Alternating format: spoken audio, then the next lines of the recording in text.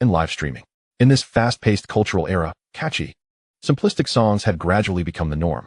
Over the past 5 years, mainstream artists releasing an album might not even see 1 or 2 songs make it onto the new song charts, let alone 10. Yang Cheng shook his head, placing a reassuring hand on Zhang Xiang's shoulder. Old Zhang, although it's unlikely to become a reality, if he truly manages to dominate the charts with 10 songs, I believe we should reconsider our strategy towards him. The current pop music scene is in dire need of quality original artists. We are businessmen.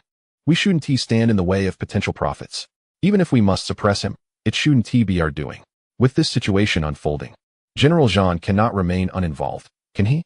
Zhang Xiang, with a solemn expression, nodded, his gaze fixed on his phone. At that moment, Lin Chun was leisurely tuning his guitar. Chapter 54, Official Promotion Shocks the Audience. At Fengyin headquarters, President Zhang Qianji, upon receiving an urgent report from Yang Dunhai about Yuanxin's unexpected incident that might prevent him from streaming, felt a surge of astonishment and heightened expectations for Lin Chun. Having just wrapped up his previous tasks, Zhang Qianji could not resist entering Lin Chun's live stream. Eager to witness whether Lin Chun possessed the potential to become the leading figure in outdoor streaming.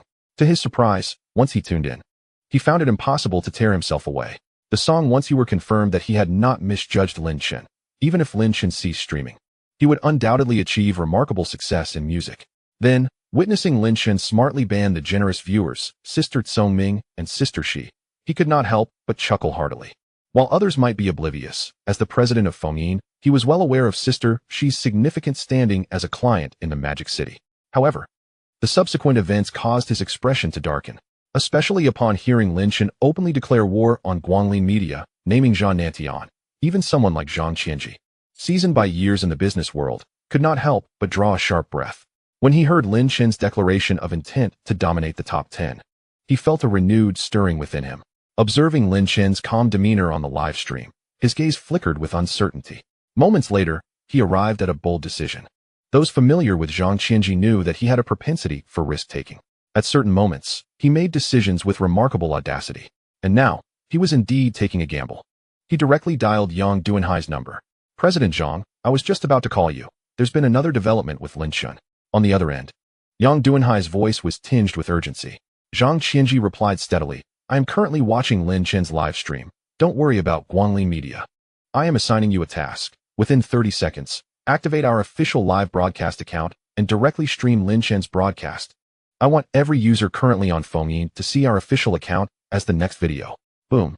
Yang Dunhai's mind reverberated with thunder. The Fengyin official live account was typically only activated for internal annual events or significant broadcasts like the CCTV Spring Festival Gala. Since its inception, it had never been utilized for any single streamer. Yet now, they were breaking this precedent for Lin Chun. After a brief moment of stunned silence, Yang Dunhai snapped back to attention. Without further questioning, he hung up the phone and began shouting orders to the relevant staff in the operations department. Moments later, a flurry of keystrokes filled the air. Within less than 10 seconds, the seldom used Fengyin official account was activated and the live stream successfully connected. The next moment, the official account of Fengyin showcased a scene where Lin Chun was calmly adjusting the guitar strings. Subsequently, individuals across Tanghua who were browsing Fengyin witnessed Lin Chun's silhouette on the official account. Zhang Qian's expression was peculiar as he murmured, why not ride the wind and soar straight up to 90,000 miles? Lin Chun, I have given you the wind. Let me witness just how high you can truly fly. Countless viewers, upon encountering the official live stream, were met with the sight of an exceptionally charming young man tuning his guitar. Instinctively, they swiped up to view the next video. Wait, something seemed off just now. Did I just see the official Fengyin live stream? They pondered, quickly scrolling back to the previous post, their eyes widening in disbelief. Indeed, it was the official Fengyin live stream. The title in the upper left corner indicated that it was broadcasting from a room named Lin Chun's Trekking. What is going on? Has the official account encountered a bug? Many speculated. The normally aloof official live stream was now showcasing a trekking streamer? With such bewilderment, nearly 60% of the audience clicked into the official live room. They were immediately greeted by a flurry of comments cascading like snowflakes. Who is this person that has stirred the official live stream? Official, please clarify, has there been a bug? Seeing the official account broadcast a streamer is a rarity. Confirmed, this is Zhang Qian's beloved son. Isn't this the trekking streamer dominating the hot search rankings? Is the official account planning to create a buzz? Oh my, is this not the revered Lin Chun? It truly is Lin Shun. The official account is actually broadcasting him? This is a major event. Is Fengyin's choice to broadcast Lin Shun's live stream a declaration of support? Fengyin is impressive, and so is Lin Shun. Guanglin Media, Zhang Xiang, Zhan Nantian.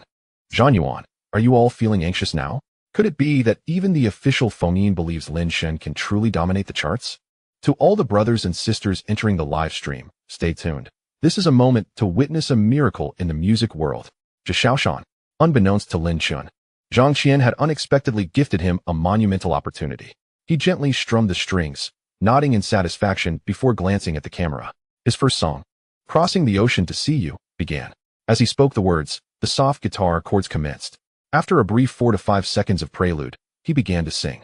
His voice, compared to the previous 2 songs, had noticeably deepened, imbued with a certain middle-aged melancholy, as if it had weathered the trials of life. If one were to close their eyes, they would hardly believe this voice belonged to someone of his age. Furthermore, his singing style differed significantly from the earlier songs, possessing an indescribable charm that blended recitation and melody.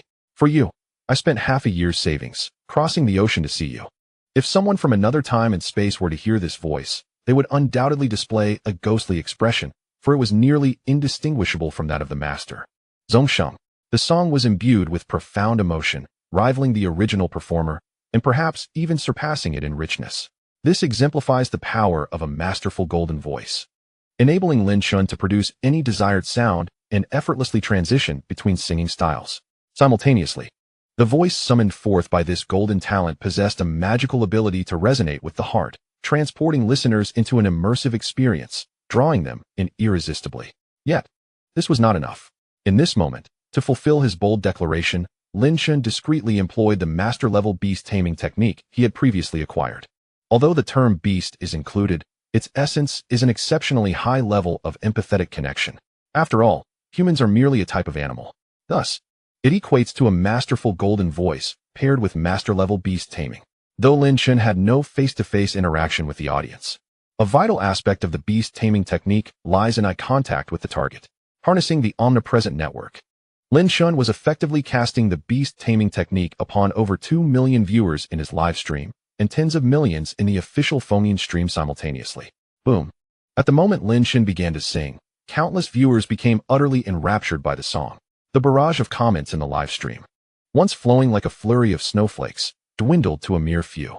As Lin Shun continued to sing, memories of a figure from his past surfaced in his mind, filling him with profound sorrow. In this unfamiliar city, in familiar corners, I long to accompany you 1,000 miles until the end of the earth. Upon completing the song, Lin Shun gently set down his guitar, remaining silent for a long moment. It was not until nearly half a minute later that the effects of the beast-taming technique naturally dissipated. In both Lin Shun's live stream and the official Fengyin stream, the comments exploded. Chapter 55. What more can you be when you are like this as a trekking streamer? Beautiful, beautiful. A 35-year-old man was brought to tears. Same here. This song is meant for those with experience. After hearing this song, I recalled my ex-girlfriend. I once traveled over 1,000 kilometers to see her, only to be beaten by her husband. New song chart top 10, guaranteed. With such prowess, it's no wonder the official Fengyin live stream chose to broadcast. Lin Shun truly has it. If the subsequent songs maintain this quality, he might truly dominate the charts. As a free-spirited musician, I am covered in goosebumps. Lin Shun is extraordinary. The lyrics and composition are nearly perfect, and his vocal tone and style are entirely different from the previous 2 songs. How does he achieve this? Everyone, let us show our gratitude to Guanglin Media. Without them, Lin Shun would likely still be hiding. Oh wow, the perspective above is so unique it leaves me speechless. Thank you, Guanglin Media. As the comments continued, gratitude towards Guanglin Media became the mainstream sentiment, leaving Lin Shun both amused and bewildered. Simultaneously, he was astonished to pull out his phone and enter the official Fengyin live stream, only to find himself on screen. This makes no sense. I haven't signed with Fengyin. So why are they helping me like this? Could it be that the higher-ups at Fengyin have a grudge against Guanglin Media? Lin Shun mused. Unbeknownst to him, he had indeed stumbled upon the truth.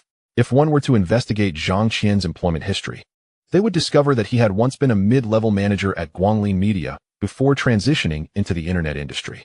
The intricacies of these past grievances were known only to Zhang Qian and Guanglin Media. Lin Shun glanced at the popularity of the live stream, pleasantly surprised to find that during the duration of this song, It had amassed a staggering popularity value of over 390,000. The official marketing was undeniably formidable. There was nothing more to say. He was ready to continue. The next 9 songs included Red Rose, Long Time No See, Uncontrollable Feelings, How Could You Bear to See Me Sad, Actor, Dissipating Worries, The Cost of Love, Ordinary Road, and The Outburst of Life. Lin Chen sang for nearly 50 minutes. Upon finishing The Outburst of Life, Lin Chen silently vowed, "Brother Foam, the entertainment industry owes you headlines. Today, I shall reclaim them." At that moment, the audience in the live stream was utterly astonished, their knees numb. It was not solely because each song was a classic in its own right, but because Lin Chen seemingly transformed his voice and singing style with nearly every song. If one were to close their eyes and listen, no one would believe that these varying tones, whether deep, soaring, or heartfelt, emanated from the same throat. As Lin Chen sang Long Time No See, the ongoing event surged to the second spot on the trending list. The broadcaster Lin Chen declared war on Guangli media, attracting a multitude of spectators. Notably, numerous renowned singers and official accounts from media or music companies flocked to Lin Chen's live stream. Compared to ordinary viewers, these artists and executives from music companies were profoundly shaken. Quickly, I need the complete profile of this broadcaster. Has he signed with anyone? If not, spare no effort to secure his contract. Prepare a deal for a top-tier artist and book a flight. I must fly to Sichuan. Worried about offending Guangli media? What is Guangli media to us? With him, our company can easily overshadow Guangli media. As Lin Chen concluded his final song, executives from various music companies were nearly beside themselves. When did the music industry produce such a prodigious talent, unbeknownst to them until now? Live streaming? Goodness, given his remarkable singing, he should be firmly entrenched in the music scene. The official live stream of Fengyin reached its peak popularity at over 9.7 million, while Lin Chen's live stream garnered an astonishing 5.2 million, making it the most popular in its time slot. At this moment, at least a dozen executives from media companies boarded flights to Sichuan, contracts in hand. At Guangli Media's headquarters, aside from Zhang Xiang and Yang Cheng, an elderly man with graying hair had joined them. This was Zhang Yuan, a veteran singer and the third largest shareholder of Guangli Media, who was also the father of Zhang Nantian. When Lin Chen finished singing Crossing the Ocean to See You, the expressions of Zhang Xiang and Yang Cheng had already shifted. After Lin Chen performed Red Rose and Long Time No See, Zhang Yuan hurried into the office, and the faces of Zhang and Yang had turned pale. Following that, with eliminating worries, the three felt their hands and feet go cold. Finally, when Lin Chen concluded with Ordinary Road and Bursting Life, Zhang Yuan's face darkened, and both Zhang and Yang trembled, their legs growing weak. How could this be? The usually stoic Yang Cheng found himself at a loss for words. Lin Chen's 10 songs, no, to be precise, 12, had shattered his understanding of talent. He had encountered many gifted musicians whose albums contained several classics. Yet it was customary for a single artist to maintain a consistent musical style. How could Lin Chen produce such a diverse array of classic songs all at once? Some of the songs exhibited a potential for pioneering new genres in Yang Cheng's eyes. What manner of prodigy was this? More alarmingly, Guangli Media found itself in opposition to such a musical marvel. This was a monumental crisis. What should they do? Zhang Yuan's voice was hoarse, his eyes bloodshot as he turned to Yang Cheng. During Lin Chen's performance, Guangli Media had been negotiating with Fengyin and Ku-yi, offering generous incentives. However, Fengyin's stance was resolute, outright rejecting Guangli Media's request to ban Lin Chen's live stream. Subsequently, they even utilized their official platform to broadcast Lin Chen's performance, inciting Zhang Xiang to angrily shatter a cup, cursing Zhang Qianji for his ingratitude. Ku-yi's attitude was more ambiguous, citing the need for further discussion to delay their decision, likely to ascertain whether Lin Chen could dominate the charts before making a move. By now, it was clear, after decades, a rare musical genius had emerged, and Ku-yi would surely not let him slip away easily. Zhang Yuan, an elder statesman of the music industry, sensed that Lin Chen was poised for a meteoric rise in the pop music scene. Already, numerous peers were likely en route to Sichuan with contracts in hand. Should Lin Chen truly ascend to the top 10, Guangli Media would suffer a loss of dignity far beyond mere embarrassment. As a publicly traded media company, such negative news could severely impact stock prices, leading to incalculable losses. As the third largest shareholder of Guanglin and the origin of this entire debacle, he would face a total loss of reputation and fortune. Internally, the pressure on Guanglin would be immense. Regret was palpable. Who could have foreseen that the student from the Peking Opera Performance Department would possess such profound musical prowess? Zhang Yuan believed that today's predicament might be the culmination of Lin Chen's 4 years of perseverance. This was directed at them. Even if Zhang Xiang had not spoken during Lin Chen's live stream, the blame would ultimately fall on Guanglin Media. Reflecting on this, Zhang Yuan felt a surge of frustration, nearly compelled to confront his son Zhang Nantian for his failures. All of this turmoil was instigated by his incompetence. In Chapter 56, various reactions unfolded. In light of the current situation, their only option was to minimize losses. Yang Cheng adjusted his glasses, his eyes glinting with cold determination. First, did he not fail to register his copyrights? We'll exploit the time gap, have our creators dissect his compositions, and preemptively register the copyrights for as many songs as possible. Then, we'll issue a cease and desist letter, accusing him of plagiarism. We'll bring him down from his pedestal. Legal battles will follow, but that's fine. With the copyrights in our possession, he won't have a leg to stand on. Secondly, isn't Guyan set to release a new album next month? We should upload the lead single to secure a spot in the top 10 of the new song charts. If he can't dominate the charts, it won't count as a victory for him, and we can leverage his popularity to boost Guyan's sales. Zhang Yuan furrowed his brow, concerned. Though Guyan is an established first-tier artist, I have heard his lead single. While it's decent, it pales in comparison to Lin Chen's songs.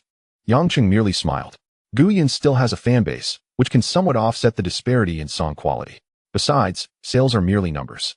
As long as we coordinate effectively with Ku-E, it should pose no significant issue. However, the final decision rests with you, Mr. Zhang. As he spoke, he glanced at Zhang Xiang. Zhang Xiang cursed under his breath, regarding Yang Cheng as a cunning fox, yet he remained silent. In this timeline, the Tang Nation maintained stringent copyright controls. The act of preemptively registering copyrights was a major taboo in the music industry. Should this come to light, it was highly likely that he, as the operations director, would face severe repercussions. Thus, he dared not voice his thoughts. Zhang Yuan grew increasingly anxious. After several changes in expression, he whispered, Mr. Zhang, may we speak privately? With that, he pulled Zhang Xiang to a corner of the office and began a hushed conversation. Yang Cheng picked up the coffee on the table, taking a gentle sip while observing Lin Chen's live stream. Just as he swallowed, he abruptly spat the coffee out, his face turning crimson. Zhang Yuan and Zhang Xiang were startled and rushed over. What's wrong? Zhang Xiang inquired, puzzled. Yang Cheng, disregarding the coffee stains on his clothes, pointed at his phone. His smartphone AI is helping him reconstruct the lyrics and musical scores of those 10 songs. What? Zhang Yuan and Yang Cheng's faces paled. Quickly glancing at the phone, they heard Lin Chen's floating phone emit a slightly juvenile voice. Master, all song lyrics and scores have been organized. Shall I proceed to register the copyright? Gulp. The three exchanged glances, astonished by the revelation. Had it truly only taken a few seconds to complete? Had smartphone AI advanced to such an impressive level? Register the copyright, Lin Chen decisively stated. A second later, Xiao Ji spoke again. The relevant copyright registrations have been completed. Please edit the audio of the songs I just sang according to their titles and upload them to Ku-E. 10 songs have now been successfully uploaded. In the office, Zhang Yuan and the others fell silent. Zhang Xiang accessed the copyright registration website on his mobile phone to check the song titles. Indeed, he found the registration information, with lyrics and scores clearly laid out. Such high technology is now commonplace, Zhang Yuan remarked with a hint of nostalgia. While he had once been drenched in sweat as a minor star, he now felt somewhat out of touch with the rapid advancements of the times. At that moment, Zhang Xiang made a decision. Then we shall confront this head-on. Yang Cheng, communicate with Gu Yun immediately. We will release the songs today. Yang Cheng nodded and exited the office. Zhang Xiang turned to Zhang Yuan. Zhang, what you said earlier must hold true. Zhang Yuan's expression twitched slightly, but he silently nodded. This time, regardless of success or failure, he would have to invest heavily. He was no longer the third largest shareholder of Guanglin. Lin Chen. Zhang Yuan's gaze fixed intensely on Lin Chen's name on the screen, his eyes dark with anger. In Magic City, Yi Xiaoxi watched her phone with a mix of emotions, her pupils trembling. Although Lin Chen's 10 songs were beautiful, they did not shock her to this extent. What truly left her almost speechless was Xiao Ji, the intelligent AI on Lin Chen's phone. Its capabilities exceeded her imagination once again. The process of transcribing music seemed simple. However, Yi Xiaoxi knew that only certain specialized research institutes had invested vast resources to develop such advanced AI. The servers supporting such high-level AI for computations were worth at least tens of millions. Yet, Lin Chen achieved this with just a smartphone's CPU and memory. completing the task in mere seconds by analyzing his original recordings and fully restoring the scores of 9 songs. This could only indicate that the algorithm Lin Chun devised for Xiao Zhi was remarkably streamlined and advanced, beyond ordinary comprehension. As for what followed, Xiao Zhi complied with Lin Chun's instructions, logging into the copyright registration website, entering the account details, and uploading the relevant information. This was hardly surprising. No wonder my grandfather values him so highly, Yi Xiaoxi murmured to herself. Her gaze returned to Lin Chen's face on the live stream, and she felt a strange emotion in her beautiful eyes. What kind of man was he? Not only was he exceptionally talented in music, but he also developed so much cutting-edge technology. For the first time in her life, she felt an intense curiosity towards a male figure. At the headquarters of Fengyin Platform, Zhang Qianji retrieved a bottle of wine from the cabinet, uncorked it, and poured himself half a glass. After taking a gentle whiff, he downed it in one gulp, a smile spreading across his face. Life is a grand gamble, and he knew he had once again emerged victorious. Each victory warranted a reward of a drink. His gamble was on Lin Chen's potential to become a super internet celebrity.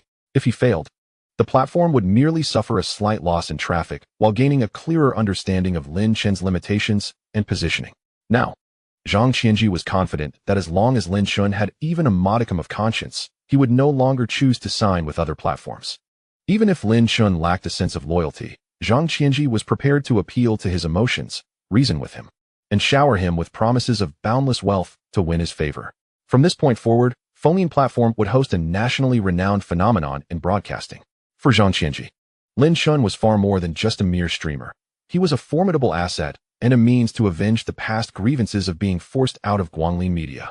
With his pent-up frustrations finally released, he turned to his desk and dialed Yang Duanhai's number. The official live stream can be halted. In the hotel, Li Xiao also wore a cheerful smile, exhaling a long sigh of relief. Simultaneously, her gaze towards Lin Chun on the screen was filled with admiration. How had she never recognized his talent back in school? This time, securing a spot in the top 10 was a certainty. At the headquarters of Ku-E Music, the operations director Zhao Chunxing slowly set down his phone, which displayed Lin Chen's live stream page.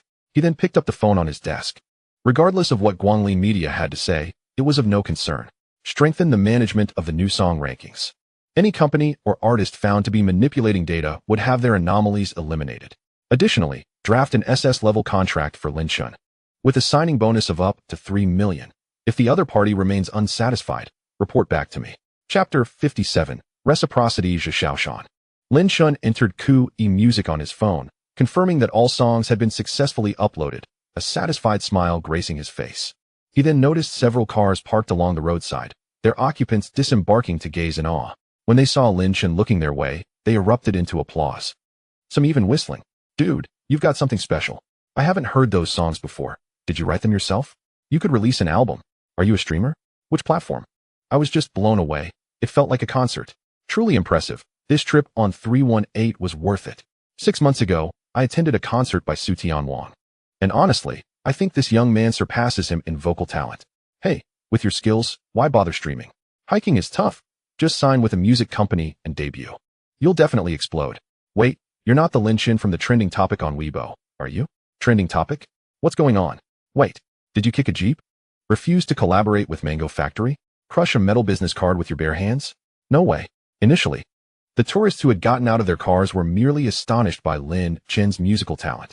However, when someone recognized him as the hiking streamer from the trending topic, others quickly pulled out their phones to check Weibo. Instantly, gasps of surprise filled the air. Everyone stared at Lin Chun in utter amazement.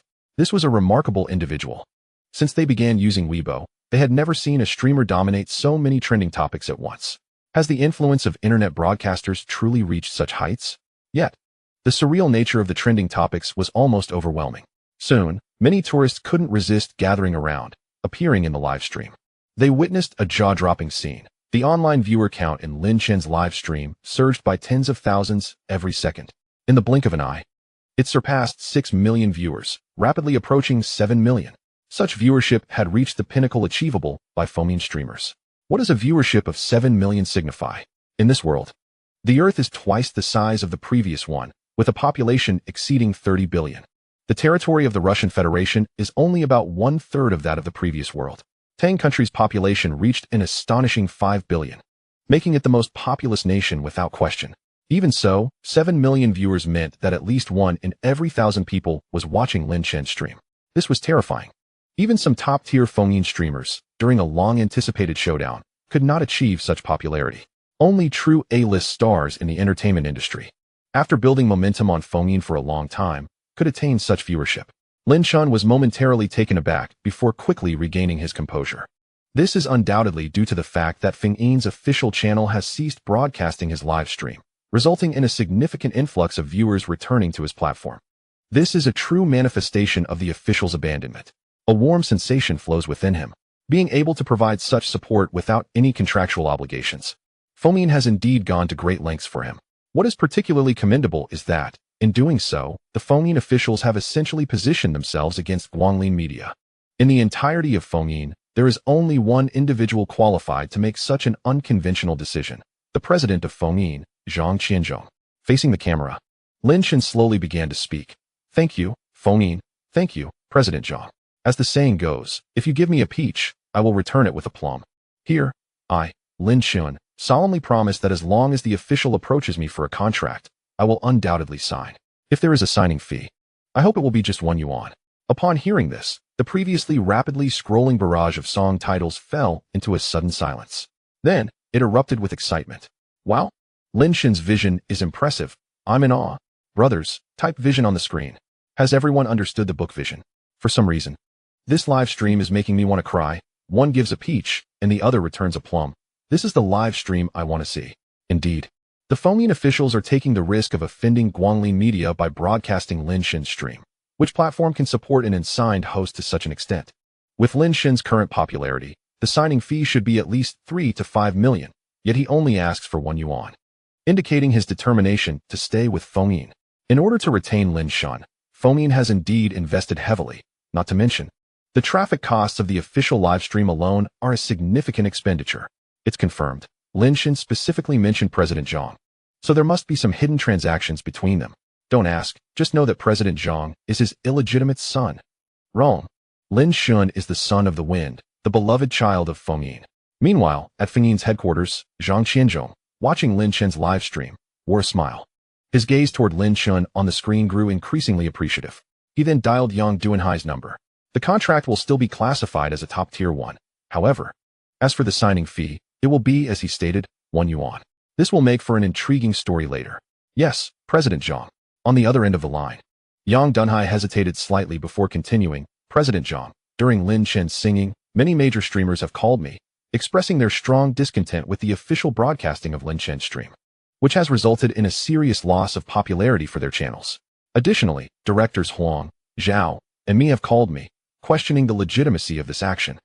Zhang Qianzhong tightened his grip on the phone, a cold smile tugging at his lips. Tell those streamers to focus on their own work and to refrain from creating unnecessary drama and factions. If they believe they possess talent akin to Lin Chen's, they can also dominate the rankings on Weibo, and the officials will offer them the same support. As for directors Huang, Zhao, and me, do not concern yourself. I will explain the situation to them later. After saying this, he ended the call. Standing before the floor-to-ceiling window, he gazed into the distance, his eyes flickering with uncertainty. While Feng-Yin appeared to be flourishing, only Zhang Qianzhong knew that internal issues had arisen. In recent years, with the explosive growth of live streaming becoming a cash cow, many board members were dissatisfied with their share of the profits. They were privately engaging with numerous influential streamers, accepting bribes and forming factions to an increasingly brazen extent. In the past, Zhang Qianzhong had focused solely on expanding the traffic landscape, turning a blind eye to such matters. However, now that Feng-Yin's foundation was stable, the head of the parent company, Jumping Group, had spoken with him, suggesting it was necessary to eliminate a batch of parasites and detoxify the organization. This time, why did he choose to break the norm and risk being criticized by board members to support Lin Chen? Because he needed a fine bone-cutting knife. This knife could not be one of the known major streamers from Feng-Yin, as they may have already allied with certain factions. It also needed to possess substantial strength, capable of consuming traffic like a voracious beast. Undoubtedly, in Zhang Qianzhong's eyes, Lin Chen was the best candidate. His entry would undoubtedly be akin to a ferocious shark entering a river, causing some individuals to be filled with dread. Moreover, Lin Chen's deliberate mention of President Zhang in his expression of gratitude pleased Zhang Qianzhong, making him realize that this individual was not only talented but also possessed a sharp mind. Regardless of how many cards other board members held, as long as he had Lin Shun, it was equivalent to holding a trump card. Who could he fear? With this thought in mind, Zhang Qianzhong took out his phone once more and leisurely stated, Director Huang. Chapter 58. The music plays on after Lin Shun finished speaking. He noticed that more and more tourists were gathering around him. Amidst a barrage of questions, a burly man suddenly reached out to grab the live stream phone hovering in midair. This man, descending from a large off-road vehicle, wore sunglasses and a gold pie show bracelet, exuding the air of a small contractor involved in earthworks. He mumbled, This phone is quite peculiar. Mind if I take a look? Lin Shun raised an eyebrow and directly grabbed the man's wrist, smiling lightly. Personal belongings, please do not touch. Under the watchful eyes of many, the burly man's composure faltered as he responded harshly. What's wrong with taking a look? If I break it, I'll pay you. It's just a phone. He then forcefully wrenched his arm free and reached for the phone again. At that moment, the live stream phone suddenly executed a swift maneuver, effortlessly evading his grasp. A bystander kindly cautioned, Brother, you probably can't afford to pay for that phone. Look at what it says on Weibo. Executives from major phone manufacturers are very interested in this phone and have generously gifted tens of thousands in the live stream just for the meet and greet. If you break it, your car probably won't cover the cost. The burly man abruptly removed his sunglasses, hanging them around his neck, pointed at the speaker, and shouted, What is it to you? Who can't afford it? Do you even know what I do? You're asking for a beating. The person trying to persuade him turned pale, realizing the man's fierce demeanor, and chose to fall silent. The burly man's two companions, witnessing the scene, tried to pull him back and dissuade him, but to no avail. It only made the burly man more determined to pursue the matter, unwilling to lose face. He broke free from his companions and declared loudly, I'm going to figure out this phone today. Who can stop me? The surrounding tourists, intimidated by his ferocity, fell silent. The burly man smiled smugly and lunged for the live stream phone again. The 7 million viewers in the live stream reacted quickly, their comments flooding in. What is wrong with this guy? So lacking in manners. Haha, he looks like a nouveau riche with a bit of money. Ignorant and fearless. If this guy breaks the phone, he'll probably have to sell his family's mine. For some reason, I'm not worried at all. I'm actually looking forward to it. It's time for Lin Shun to show off his skills. Lin Shun, give him a taste of your strength. Let us see that deadly kick. Wow, the comment above is a bit intense. With Lin Shun's leg power, wouldn't that be chaos? But I like it. The audience in the live stream remained generally calm. The Long Brother team, or rather now referred to as the Long Yawu group, had a precedent to learn from. No one doubted Lin Shun's abilities now. Dealing with such a character would be a matter of a simple kick. However, what no one anticipated was that this time, the burly man was indeed stopped once again. However, it was not Lin Shun who intercepted him, but Song Zhuya. Tall and imposing, Song Zhuya stood before the burly man, deterring him from advancing. The reason was the striking uniform of the Zhenan division that adorned her figure. With a swift motion, she retrieved a silver bracelet from behind her waist and, with a frosty demeanor, proclaimed, Lin Shun has made it abundantly clear that he does not wish for you to touch his phone. Should you insist on seizing his property, it would be deemed illegal possession, and you would be liable for corresponding criminal repercussions. The specific judgment would depend on the value of Lin Shun's phone. So, are you certain you wish to proceed? At once, the burly man's confidence waned, his expression stiffening, caught in a dilemma of whether to advance or retreat. Meanwhile, the live stream audience erupted in laughter. Ha ha ha, I can't breathe from laughing. What a sight. This guy's stature and demeanor are truly intimidating. Indeed, he looks like someone who could easily be subdued. Long Yawo, my brother, since you're passing by, why not come in and have a seat? You're under arrest. I'm dying of laughter. Is Lin Shun's live stream some kind of poison? How many people will be sent in today? Goodness. Watching this live stream has morphed into a legal broadcast. I've learned so much in just one day. Don't back down, brother. If you're not satisfied, just fight back. You should have seen his face when he spotted the silver bracelet. His eyes went wide. Ha ha ha. You lot are hilarious. I'm in stitches. Lin Shun's program is so packed, there's never a dull moment. One wave after another. As the barrage of comments rolled in, numerous gifts began to pour forth. Among them was Magic City, Shi Jies and a carnival. Earlier, while Lin Shun was performing those 10 songs, Yi Xiaoxi and Li Xiao's ban had already expired. However, Yi Xiaoxi was still sulking due to her confinement. She merely sent gifts without uttering a word. At that moment, Lin Shun addressed Song Zhuya, saying, Xiao Song. It's really not a big deal. He is merely overly curious. Let us not intimidate this big brother who has come to visit.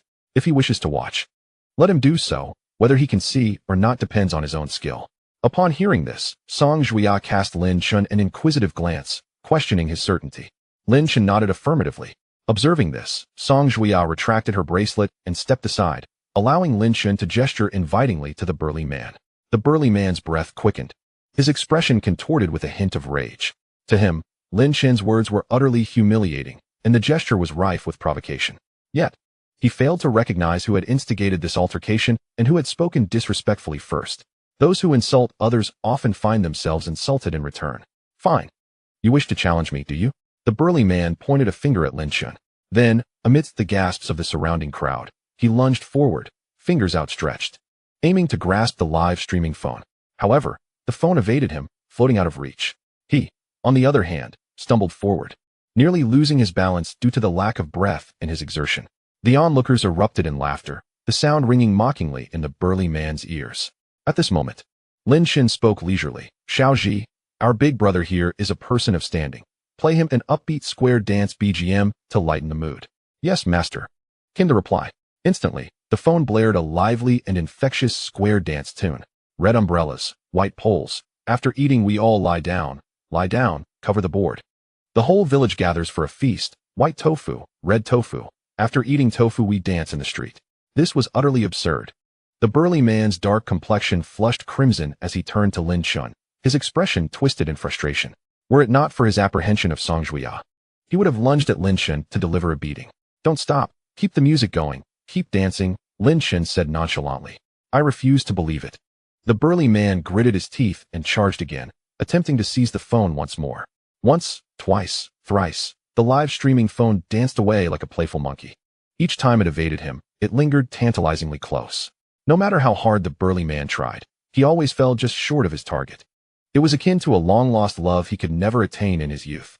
Accompanied by the BGM, he appeared as though he were genuinely attempting to dance in the street. The laughter surrounding him was relentless. After 6 failed attempts, the burly man was left panting, his eyes bloodshot.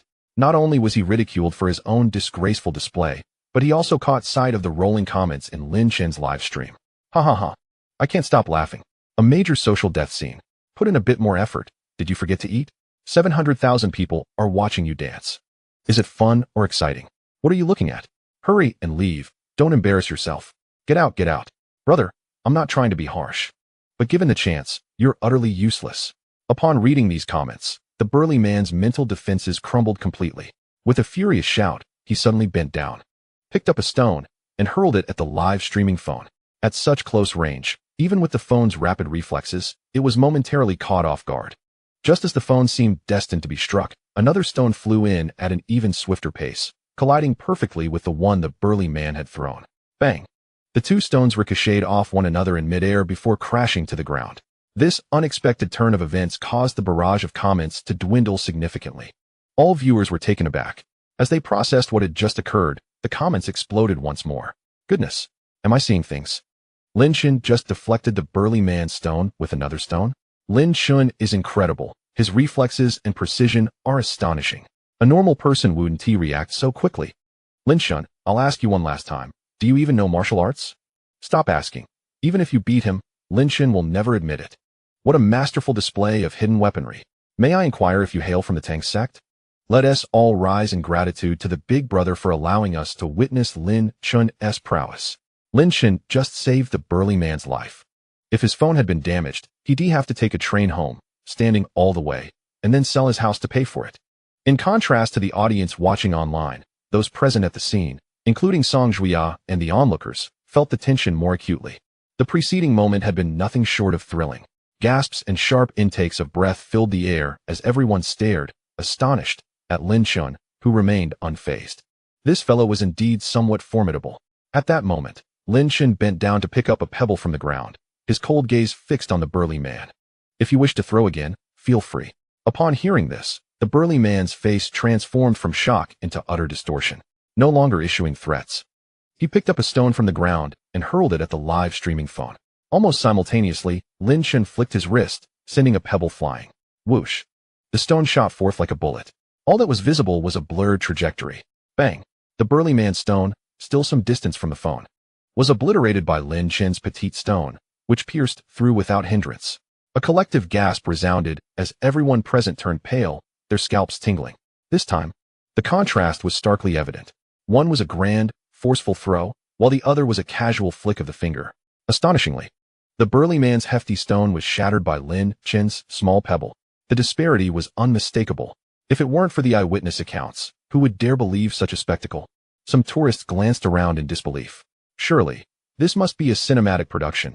Could that burly man be an actor, with stones merely props, perhaps concealing powerful magnets within? Song Juia's eyes narrowed as she fixated on Lin Shun, instinctively reaching for the silver bracelet at her waist. Yet, almost immediately, she revealed a peculiar expression, forcing a bitter smile as she lowered her hand. This damn sense of immersion. In that fleeting moment, goosebumps cascaded over her skin, and beads of perspiration formed along her spine.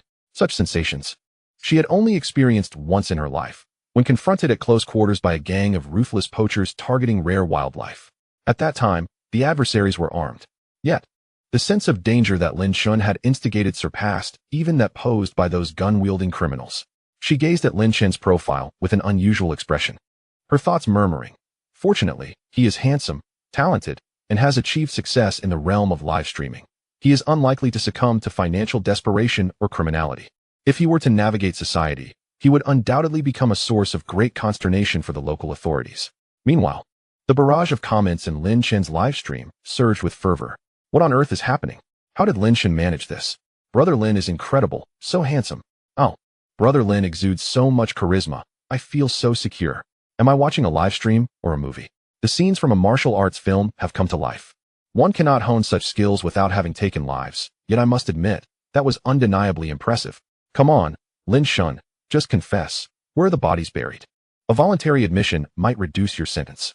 Goodness, Lin Shun is sending them in one by one. Will he ultimately send himself in two? Live streaming is no easy task. Cherish it while you can. Who knows, Lin Shun might end up on legal news one day. Hey, the folks above, don't scare me. At that moment, the burly man, deeply agitated, launched another attack. I refuse to believe this. He frantically picked up stones from the ground, hurling them at the live streaming phone. However, each time he threw a stone, it would inevitably be deflected and shattered about 2 meters away from him. In a final, frenzied act, he seized 4 stones, wrapped them in his clothing, and hurled them towards the live streaming device. Lin Chen remained unperturbed. With his enhanced physical perception and control, he executed a flawless maneuver, releasing all 4 stones with a single motion. In midair, the stones were effortlessly sent flying. This display seemed to obliterate the burly man's resolve. Stunned and drenched in sweat, he collapsed to his knees. Song Juia and the surrounding tourists were utterly astonished. The audience in the live stream felt a chill run down their spines. I can find no words other than wow to express my feelings at this moment. I'm in shock. May I timidly ask if Lin Chen takes on apprentices? Isn't there a certain Sister Fancy known for her ability to mimic any difficult skill? Who dares challenge her? Are you joking? Sister Fancy's videos are the result of countless failures before she succeeded. How can she compare to Lin Shun? This is live. Lin Shun is finished. The incident with the off-road vehicle is still trending, and now this? It only complicates things further, regardless of whether Lin Shun admits it. Who would dare claim he lacks martial prowess? Recreate that scene before you speak. Why do I feel that Lin Shun is becoming increasingly formidable? Of course, Lin Shun has always been quite impressive, hasn't he? Suddenly, a striking comment from an official account appeared. Greetings, broadcaster. Given your possession of dangerous skills, please promptly report to Agent Song Juia from the local authorities for necessary documentation. For any inquiries, please contact our office. Following this, a notification indicated that the official account had begun following Lin Chen's livestream. The moment this comment appeared, over 7 million viewers jolted with surprise, soon erupting into laughter. Haha. This is hilarious. What you fear comes to pass. Is the official account of the local authorities serious? I find it quite amusing. Official account. Young man, you seem promising. Let us see you demonstrate some skills. Lin Chen, are you feeling anxious right now? Oh no, Lin Chen might be the first live streamer to expose his past criminal record. I noticed it when he kicked the off-road vehicle. This young man is quite remarkable. The buzz cut suits him. Long Yawo, you little brat, feeling the heat. Huh? What are you waiting for? Get in here, drop the act. Your lower bunk is still waiting. Goodness, the comments above are wild. I can already picture that scene, huh? Lin Shun was genuinely taken aback. He had merely intended to utilize this wave of official viewership to showcase a fraction of his skills and garner some popularity. Yet here he was, inadvertently attracting the local authorities and their scrutiny. This was utterly absurd. He couldn't help but look upwards and let out a long sigh. Live streaming is exceedingly challenging. And what's the deal with Sister She from Magic City? After the little black room incident, has she turned malevolent? She sends these gifts, yet says nothing, creating an atmosphere thick with tension and resentment. I'm feeling quite apprehensive. Even tempted to have her locked up for another half hour. Lin Chen's actions did not go unnoticed by the audience, who erupted in laughter, their comments overflowing with playful banter. Everyone was well aware that Lin Chen had been a student at the Beijing Drama Academy just 4 years prior. If he truly had any criminal record, the local authorities would have apprehended him long ago, leaving no room for his carefree journey along the 318 highway. At that moment, Song Zhuya received a phone call, responding with a few affirmatives before approaching Lin Chen. The viewers in the live stream were instantly thrilled. Is Xiao Song coming over? Could it be that she is going to put a bracelet on Lin Chen? Lin Chen, your case has been exposed. Shouldn't you run? Who would have thought? What goes around comes around. In the end, it's Xiao Song who is delivering Lin Chen to justice. Previously, Xiao Song was thoroughly outmatched by Lin Chen. Now she finally has her chance. What kind of people are you? Wishing for Lin Chen to be taken away? Song Zhuya walked directly up to Lin Chen and said, I just received a call from the city. I need to record some information, but there's no rush. We can discuss it after your stream ends. Lin Chen immediately adopted a serious demeanor. Rest assured, I will cooperate. Upon hearing this, the comments in the live stream went wild, with all manner of reactions. Ignoring the barrage, Lin Chen turned to the gathered tourists. All right, everyone, it's time to move on. Reluctantly, the tourists began to disperse. Wait, sing a couple more songs. Have you uploaded those songs to Kui yet? I want to download them. Some are truly excellent for travel. Yes, I adore Ordinary Road. Could you sing it again? I'd even send gifts in your stream. Can we take a photo together? Yes, let us all take a group picture. After taking a few photos with the tourists, Lin Chen finally managed to send them all on their way. A few affluent individuals returned to their vehicles and entered Lin Chen's livestream, showering him with rockets as thanks. Lin Chen expressed his gratitude to the livestream audience one by one. To Lin Chen's surprise, the burly man approached him, clasping his hands together and immediately offering an apology. I apologize for my earlier behavior. I caused a spectacle for everyone. I extend my sincere apologies to you and the friends in the livestream. Old Chen, having encountered many individuals from various walks of life, couldn't help but commend him. Brother, you are quite remarkable. The man then pulled out his phone, entered Lin Chen's live stream, and generously gifted 2 carnival tokens. If you ever come to Xianglin City, do reach out to me. I, Chen Dong, will surely host you with a banquet. Observing this, Lin Chen felt it inappropriate to maintain a confrontational stance. After exchanging a few words, he took a photo with Chen Dong and his companions, who departed with satisfaction. As soon as the large off-road vehicle drove away, Chen Dong re-entered the live stream, gifting 3 more carnival tokens. Wow, no wonder this guy was so extravagant earlier. It turns out he truly comes from wealth. There are so many affluent individuals these days, yet many simply do not enjoy watching live streams. I must say, this brother has some vision. He knows when to be humble and when to spend generously. Haha. It seems this big brother has truly been won over by Lin Chen. In all my time watching live streams, I have never seen an anchor so adept at attracting wealthy patrons. This is truly enlightening. This exemplifies the power of money. Initially, the majority of viewers in the live stream held a strong aversion toward Chen Dong, but with the emergence of 5 carnival tokens, their perceptions shifted dramatically. Lin Chen did not take Chen Dong's words to heart. The man exuded a heavy aura of the underworld. His temperament was even more intense than that of Long Yaowu. It was uncertain when he might be entangled in such circles, so it was best to maintain a distance. Lin Chen prided himself on being a law-abiding citizen and a positive energy influencer. Suddenly, Lin Chen noticed, a mere 10 meters away, a group of counterfeiters had arrived, watching intently with a mix of intrigue and trepidation. Not far from them, a pedestrian vehicle was parked, beside which stood a graceful woman, her beautiful eyes fixed on this side. It's the snow goddess, exclaimed a viewer in the live chat. Instantly, numerous fans of Shui Air began to flood the chat, revealing that she had been present for a while, choosing not to interrupt Lin Chen's live stream and remaining at the back of the crowd. Lin Chen, take Shui Air along. It would surely be amusing to walk together. Indeed, do not get caught up with those agents. You might end up in cuffs. The combination of the 2 deities is unbeatable. Many fans sporting Shui Air's merchandise continued to dominate the chat. Just a short while ago, they had dismissed Lin Chen, believing that if Shui Air joined him, it would merely be a means to exploit her popularity. However, times had changed, and no one entertained such thoughts anymore. Lin Shun's popularity had soared to the level of a true top-tier influencer. Even during the peak of Yuan Feng's popularity, he couldn't compare to Lin Shun. If the two were to stream together, it would likely be Shui Er who benefited from Lin Chen's fame. Moreover, following the earlier events with Guangli Media, it was evident to astute observers that Feng Yin was prepared to invest heavily in Lin Shun. With Yuan Feng now fallen from grace, as long as Lin Shun avoided being shackled with the silver bracelet, his ascendance to the title of the outdoor walking king seemed inevitable. This could potentially elevate the relatively weaker outdoor segment significantly.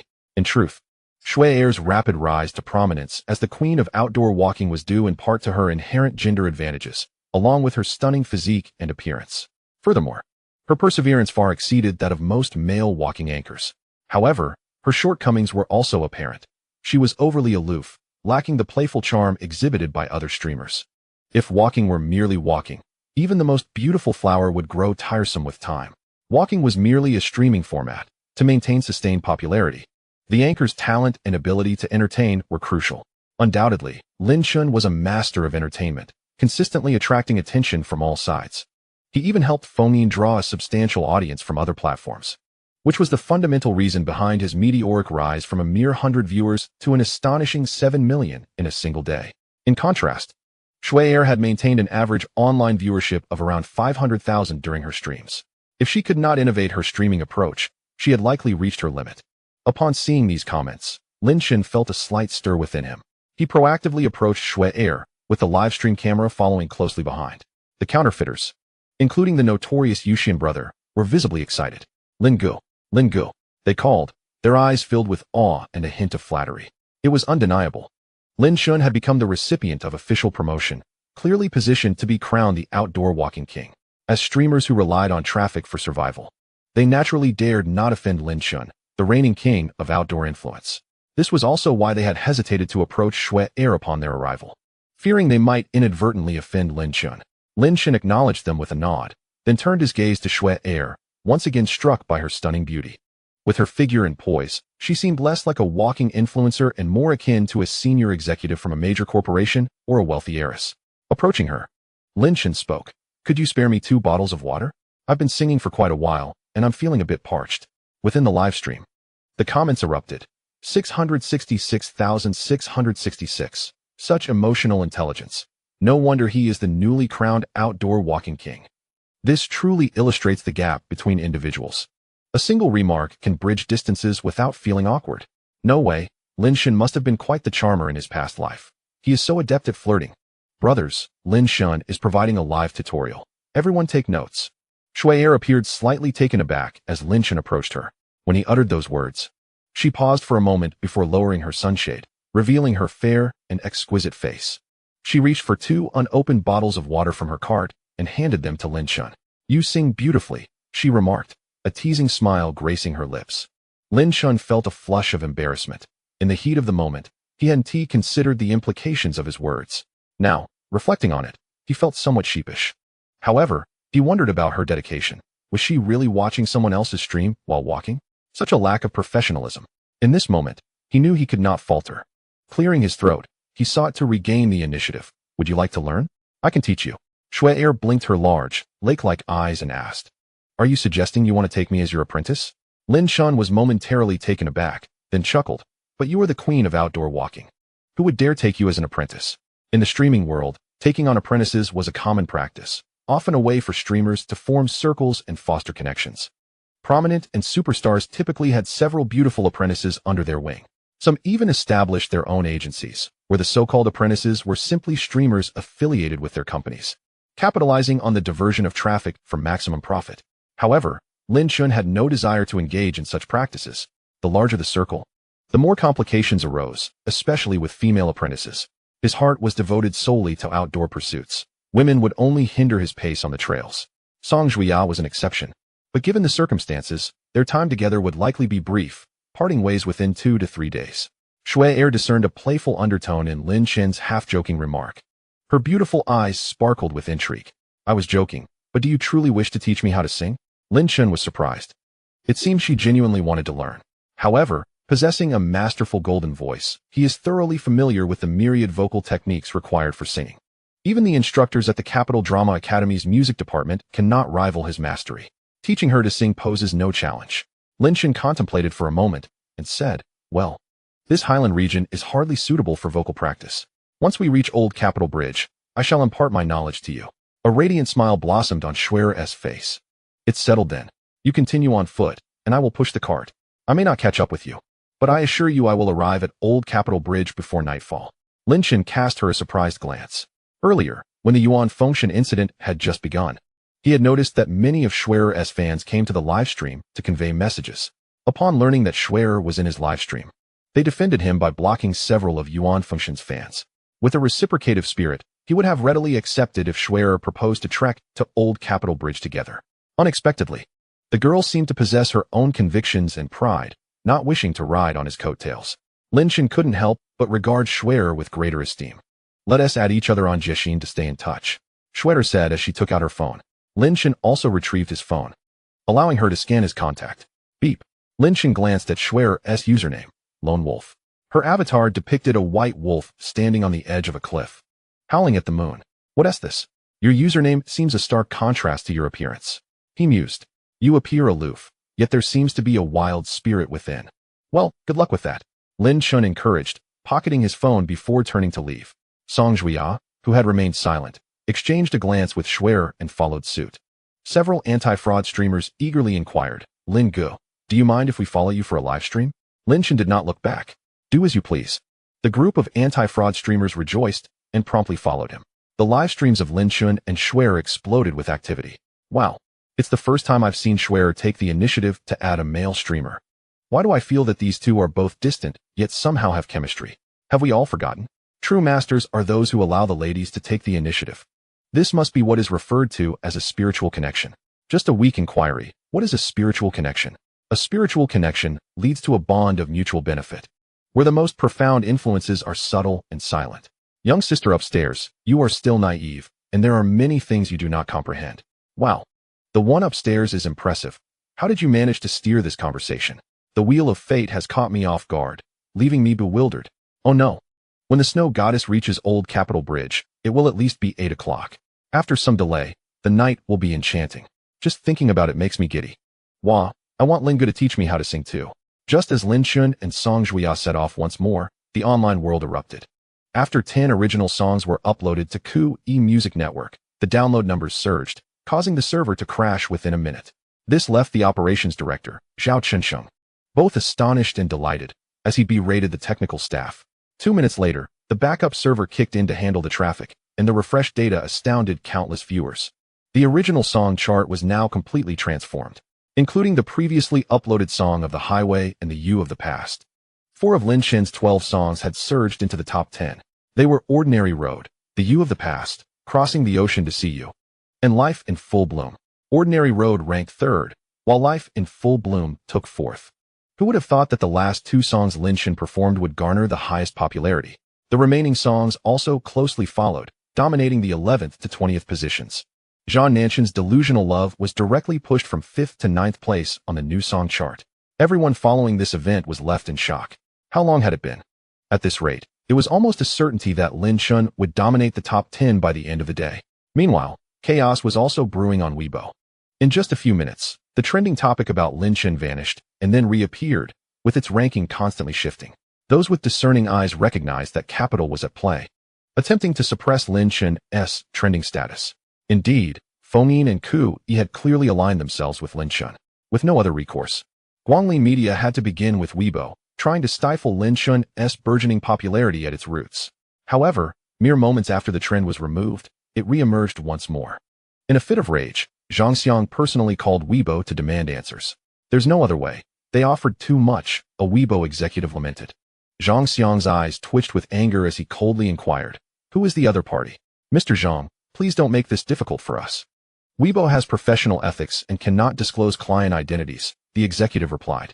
Zhang Xiang felt as if he might crush his phone in fury. Professional ethics. You are all too aware of your own standing in this industry. The last entity that should discuss ethics is Weibo. Zhang Xiang felt utterly drained. Had it not been for the verbal agreement with Zhang Yuan, he would have wanted nothing to do with this matter.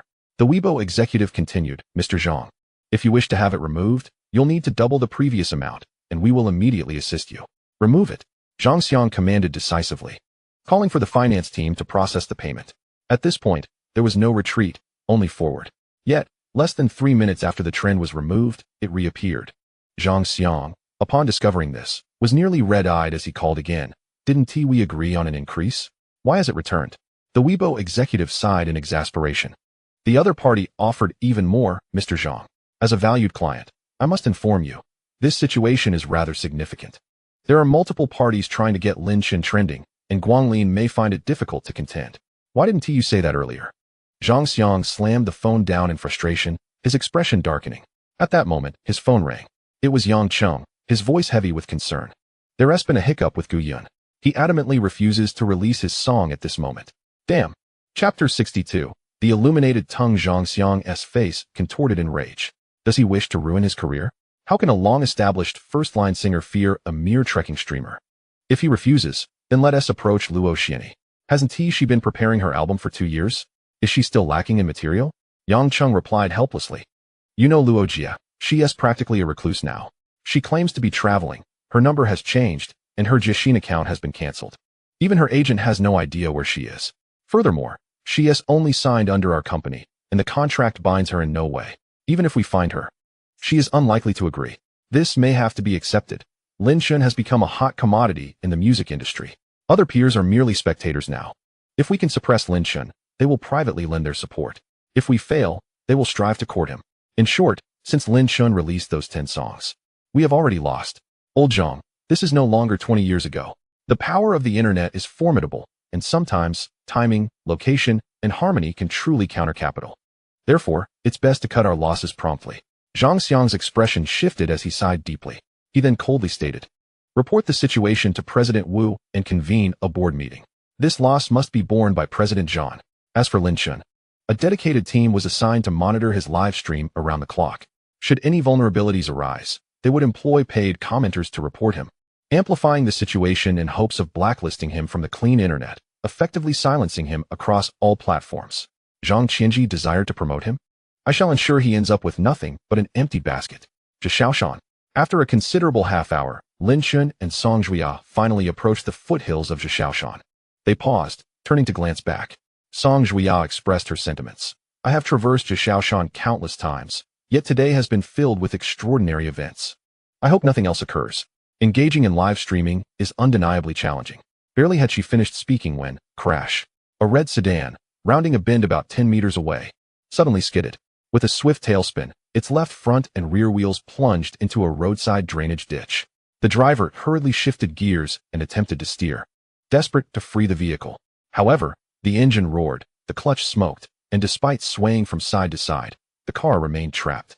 The driver, a middle-aged man, was visibly distressed, repeatedly leaning out the window. Lin Chen gazed at the astonished Song Juya with a hint of melancholy.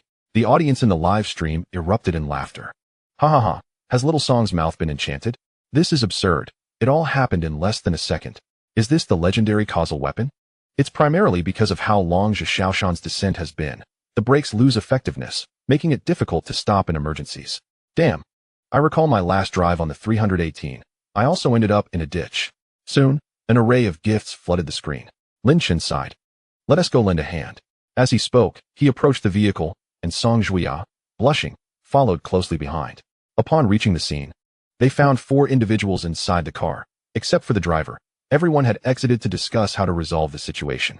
Lin Chen assessed the situation and said to the driver, Brother, you get back in, shift to first gear, and I'll assist you from the inside while the others push from behind. We should be able to get it out. The driver, a middle-aged man, expressed his gratitude but hesitated, saying, Young man, won't this be too dangerous? Perhaps we should wait for the vehicles behind to assist. No worries, I'll be careful. Lin Chen replied, shaking his head as he maneuvered to the inner side of the car, gripping the lower edge of the rear door. Observing this, everyone sprang into action.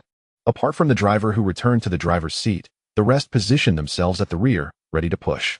With a roar, the driver engaged the gear, sharply turned the wheel to the right, slowly released the clutch, and slammed on the accelerator. The deafening sound of scraping metal filled the air. Simultaneously, Lin Chen exerted considerable strength, lifting the car that was half embedded in the drainage ditch to a level position. The front right wheel began to screech against the ground. producing smoke as the car's direction shifted. Mere seconds later, the left front wheel made contact with the ground. The experienced driver seized the opportunity to straighten the wheel. As Lin Chen slightly eased his grip, the vehicle surged forward several meters before the driver applied the brakes, bringing it to a halt. In the live stream, comments flooded in. Whoa, Lin Chen's strength is almost unfair. He lifted a car weighing over a ton with ease?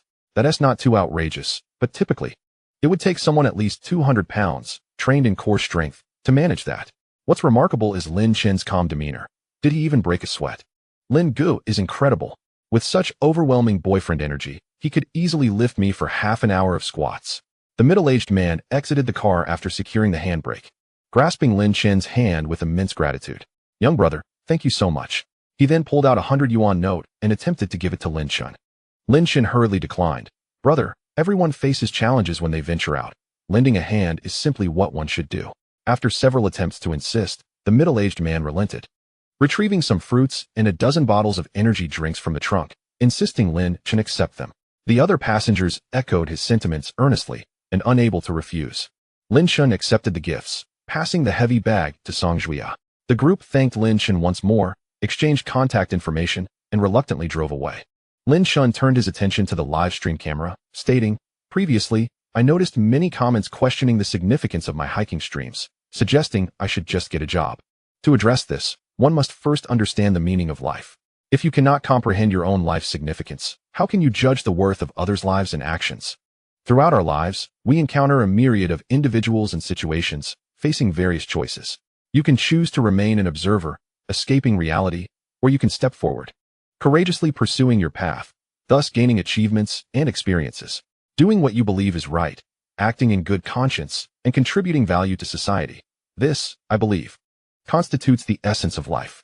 Furthermore, whether hiking or working, these are merely different forms. They are not fundamentally distinct. For instance, had that car waited for assistance from the vehicles behind, it would have wasted considerable time. By being present and lending a hand, I saved them time, and in return, I received their gratitude. This is precisely a part of the meaning behind my hiking endeavors. Just like all the handsome and beautiful viewers watching for free on the surface, it seems like leisure and entertainment, yet it also creates value for the diligent writers, contributing to the ecosystem of free content, fostering a community that supports those who write for a living, encouraging them to produce even better work. So after watching, it wouldn't be too much to ask for a 5-star rating for this humble author, perhaps a gentle nudge for more updates? Chapter 63. The Mango Factory surprisingly gave gifts. Many viewers in the live stream noticeably reduced their comments upon hearing Lin Chen's words. Experiences vary, and so do perceptions. Some resonated with his sentiments, while others merely chuckled or dismissed him as pretentious. Lin Chen, stop being so verbose. Let's go. The old Capitol Bridge is said to be a photographer's paradise. Show us the scenery there. Indeed, while I've seen other hiking streamers cover the old Capitol Bridge, Lin Chen's phone is exceptional. The perspectives will surely be unique. Anticipating. At that moment, a notification appeared. The Mango Factory official account has sent 10 carnival gifts. Mango Factory official account. Hello host. I am Mr. James's assistant. We previously met at the Zhishaoshan Pass. Mr. James is currently waiting for you at the old Capitol Bridge and sincerely looks forward to discussing potential collaboration regarding mobile technology development. The moment this message appeared, the audience erupted with excitement. No way. Is it really James, the vice president for the Tangwa region of Mango Factory? The newcomers must have missed it. Lin Chen met that foreigner at the Zhishaoshan Pass before and ignored him. I'm laughing. Mango Factory is truly late to the game. They had the upper hand over all other phone manufacturers, but only realized it upon arriving at the old Capitol Bridge. At this point, they should just drive back, humble themselves, and finalize the collaboration with Lin Chen sooner. What can you say? They are Mango Factory, the largest mobile phone manufacturer globally. Why shouldn't they be a bit proud? Lin Chen noticed the gifts and comments from the Mango Factory official account and pondered. Are you the balding one or the very slender one? As soon as he said this, the live stream's comments section erupted with laughter. Wow, Lin is quite the sharp-tongued one. Bald-headed man has one. Is that Sensei Saitama? Though that guy is indeed bald, Lin's not wrong. Baldy, do you even know how to speak? Humph, so impolite. With that one remark, I knew Mango Company was doomed. I also think it's hopeless. If Lin wanted to collaborate with Mango Company, he wouldn't have crumpled the business card into a ball at the threshold. In an old inn by the bridge, a bald man held his phone, observing the scrolling comments with his jiggling cheeks. He felt both embarrassed and wronged. As a tech-minded individual and programmer who had clawed his way to his current position, how could he not be bald? Baldness was the norm, wasn't he it? Next to him stood a tall, slender man, discreetly stroking his thick black hair, his eyes gleaming with arrogance. Suppressing his irritation, the bald man turned to James beside him and said in a foreign language, "Mr. James, this person clearly has no intention of collaborating with Mango Company. Why waste our time with him?" James shook his head. Although we cannot yet accurately assess the value of his phone, the fact that even Mr. Rin from Jew Company traveled thousands of miles to meet this streamer indicates we must take him seriously. We should seize whatever our competitors desire. What intrigues me most is his phone's battery technology. This is our greatest shortcoming at Mango. If we can address it, dominating the global smartphone market will be within our reach. Additionally, if his developed AI can be integrated into our products, it would significantly contribute to our vision of true connectivity. James expressed a hint of regret as he recalled their earlier encounter at the Yauco. He should have paid more attention to the phone. The bald man suddenly had a glint of insight in his eyes. "Boss, what if he refuses to collaborate?" James furrowed his brow and replied nonchalantly, "We shall see when the time comes." The bald man chuckled silently, his gaze turning cold as he glanced back at Lin. Nearby, a brawny bodyguard, whose suit seemed on the verge of bursting, felt a surge of competitive spirit. Lin Shen noticed the Mango Company official account had ceased commenting. An knowing smile spread across his face. "Brothers and sisters in the stream, I can now confirm that the one spamming comments is definitely the bald guy." The comments section exploded with laughter. Lin continued, "I must express my gratitude for the gifts. Thank you to the Mango Company for sending 5 carnival tokens. However, now that we are at this point, I must speak candidly. I will not collaborate with Mango Company, no matter the sum. I am a citizen of Tang Country. If I were to collaborate, it would be with local manufacturers. Currently, my preference leans towards Jew Company. Money is indeed a wonderful thing, but I prefer to earn it standing tall, rather than letting it fall into foreign hands. You all understand, right?" This declaration ignited a storm of reactions in the comments section. Wow, Lin is incredibly bold, offending every phone manufacturer except Jew Company in one breath. Lin has nothing to fear. He can live off his streams for a lifetime, not just relying on phone manufacturers for income. Lin is quite something. I've always supported Jew Company. My family uses their phones, and though they may be slightly pricier, they are truly effective, contributing to our nation. I support Lin. Out of all the manufacturers in Tang, only Jew Company is genuinely focused on research and breaking the technological blockade. Meanwhile, executives from May Company, V Company, and May Company on a flight heard this and were devastated. "Why didn't you say so earlier? Who is going to reimburse my flight ticket?" Lin is ruthless. After Jew Company's Taichu system launch, no domestic manufacturer dared to follow suit. If Jew Company's phones combine Lin's battery and AI technology, they could certainly overcome the chip deficiency. If major manufacturers do not collaborate with Jew Company, they will be left with nothing. Isn't that problematic? If Jew Company becomes dominant, it won't be good for the market. What is wrong with that? It's better than continuously sending money to foreigners. I think Mango phones are great. They run smoothly without a slew of annoying pop-up ads. Lin collaborating with Mango would be the best path. Inevitably, a heated argument erupted in the comments between the Mango supporters and Jew Company fans. After expressing his stance, Lin paid no heed to the ensuing chaos. After all, even if they did not argue in his live stream, they would surely bicker on Weibo and other platforms. At that moment, he noticed Song Juya looking a bit uncomfortable and asked, "What's wrong? Are you feeling unwell?"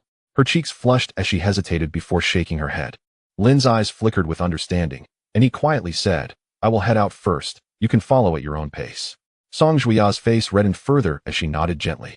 The audience in the live stream noticed Lin leaving alone while Song Juya distanced herself from the anti-fraud team behind her, and they began to react. "Oh, why isn't Xiao Song leaving?" Lin has finally realized that Xiao Song is a potential liability. She will eventually get him into trouble. It's best she leaves. Xiao Song isn't very good at streaming. She seems like a mere tool. How can you say that? I quite like Xiao Song. I like Xiao Song. Please, stop overthinking. Everyone has their needs. Xiao Song must just need to relieve herself. Wow, someone hit the nail on the head. Relief wins. Who would have thought that such a delicate little fairy like Xiao Song would need to relieve herself? Instant loss of affection. Lin, can you stream properly? Hurry back. We want to watch. We want to see. Goodness, some of you are truly wild. Speaking of which, how has Lin streamed for so long without needing to relieve himself? His kidneys must be extraordinarily strong. Of course, Lin is no ordinary person. He must be wearing adult diapers. Many hiking streamers do this. Wow. Being a hiking streamer must be tough. Are adult diapers really that impressive? Lin, why don't you just take your pants off to prove your innocence? Chapter 64. Long Yao finally has a judgment. Lin Shin found himself laughing and crying at the same time. How did this bunch have such a vivid imagination? However, Xiao Song could no longer hold it. She truly needed to relieve herself. As for him, his body functions were over 10 times more robust than an average person, including his organs. His body was capable of highly efficient water recycling, allowing him to go an entire day without needing to relieve himself effortlessly. He could even go half a month without a bowel movement. Lin deliberately slowed his pace, and after a moment, Xiao Song finally caught up. Upon seeing the comments teasing her about needing to relieve herself, her face flushed with discomfort. After a few seconds, when the comments became increasingly outrageous, she could no longer hold back and glared. What is the big deal about needing to find a place to relieve myself on Route 318? I didn't pollute the environment. Some of you are probably picking your noses and toes right now, maybe even watching the live stream while doing your business. Did I call you out? With her words, the comments section erupted. Wow, I'm speechless. How did you know I was in the bathroom? Well, Xiao Song, it seems you often do these things. How else would you know so well? As I was picking my girlfriend's nose, I couldn't help but take a whiff. Wow. It's pink and smells delightful. The preferences of the person above are truly eye-watering. Smart sister, hurry and ban him. I report. I'm just watching the live stream honestly. I haven't done anything else. It's not easy. Xiao Song has grown. She's learned the essential skill of a streamer, fighting back against the comments. Well said. Some people deserve to be called out for mistaking vulgarity for humor. Lin Shin observed that some of the comments were becoming increasingly excessive and, feeling a surge of irritation, quickly intervened. Enough. Xiao Song is a town security agent and has never done a live broadcast before. Please do not bully her. Many viewers who were enthusiastically commenting suddenly felt a jolt of realization. It dawned on them that Song Juya held another significant identity. Thankfully, Lin Shin's reminder prevented them from treading down a perilous path. Had they continued to jest, it was likely that someone would eventually come knocking to scrutinize their actions. The barrage of comments subsequently diminished. Lin Shin shook his head inwardly. Live streaming is not merely about focusing on the program. It also tests the emotional intelligence of the host, as well as their ability to guide fans and manage comments. Smaller streamers yearn to read every comment, while larger streamers must learn to discern. They must decide which comments to acknowledge and which to ignore, which to confront and which to avoid. The relationship between the host and fans is, in essence, a complex interplay of control and submission. What had just transpired was, in fact, a minor issue. Had Song Juya simply pretended not to notice, the viewers would have ceased their comments after a few repetitions. A more adept host would redirect the audience's attention through alternative means, ensuring a smooth transition in rhythm. However, there are extreme cases where some hosts thrive on confronting comments as part of their content, which can be rather abstract. It is not necessarily a detrimental approach, yet it often cultivates a fanbase that can be volatile and prone to backlash. A notorious example from a past life is a certain old eight, who ultimately found himself on a permanent blacklist. As time passed, the walk became somewhat monotonous compared to earlier excitement. The only ripple was when a viewer commented that Lin Shin had made it to the trending topics due to being targeted by the official account of the town security agency. Numerous prominent figures seized the opportunity to analyze Lin Shin's remarkable video, with opinions ranging from the truthful to the dubious. The phenomenon of trending topics eventually numbs one to their significance. Lin Shin occasionally directed Xiao Ji to capture aerial shots, showcasing the breathtaking scenery along their route, which left the viewers in awe, clamoring that they too must embark on the 318 journey during their holidays. Amidst the viewers' incessant comments, Lin Shin reluctantly performed a selection of the 12 songs he had previously sung, including Ordinary Road and Dissipation, which garnered considerable requests. The audience count, which had peaked at over 7 million, dwindled to just over 5 million, a normal occurrence as no host can maintain peak popularity indefinitely. Nevertheless, having over 5 million viewers still placed Lin Shin among the super elite in the streaming realm. An hour and a half later, as they approached the old Capitol Bridge, a familiar voice broke the silence. Lin Shin, Ordinary Road has climbed to the top of the Q.E. original song chart, while The Life That Blooms ranks second. This comment from the long-silent smart sister ignited fervent discussions among the audience. With the top 2 locked in, how far can the top 10 be? I just checked. And 6 of the top 10 songs are by Lin Shin. Zhang Nanshan's dreadful song has been pushed down to 14th. At this rate, after tonight, it will surely dominate the charts. This shouldn't be. Guangli Media cannot just stand by. They've already taken action. Lin Shin's related trending topics have been fluctuating on Weibo like a game. We all know how Weibo operates. There's definitely some capital at play here. And it seems Guangli Media has lost. Could it be Fengyin or the jumping group behind Fengyin that intervened? Possibly. Compared to the jumping group, Guangli Media is nothing. Lin Shun is undoubtedly Fengyin's golden child. Damn it. I have a full stock of Guangli Media shares. I hope I won't face huge losses tomorrow. Losses are inevitable. My sympathies to the brothers above. Haha. Thanks for the heads up. I'll go buy up Guangli's stock tomorrow. Upon reading these comments, Lin Shun pulled out his phone and logged on to Kui, confirming that Ordinary Road had indeed reached the top. It was not that the life that blooms was lacking.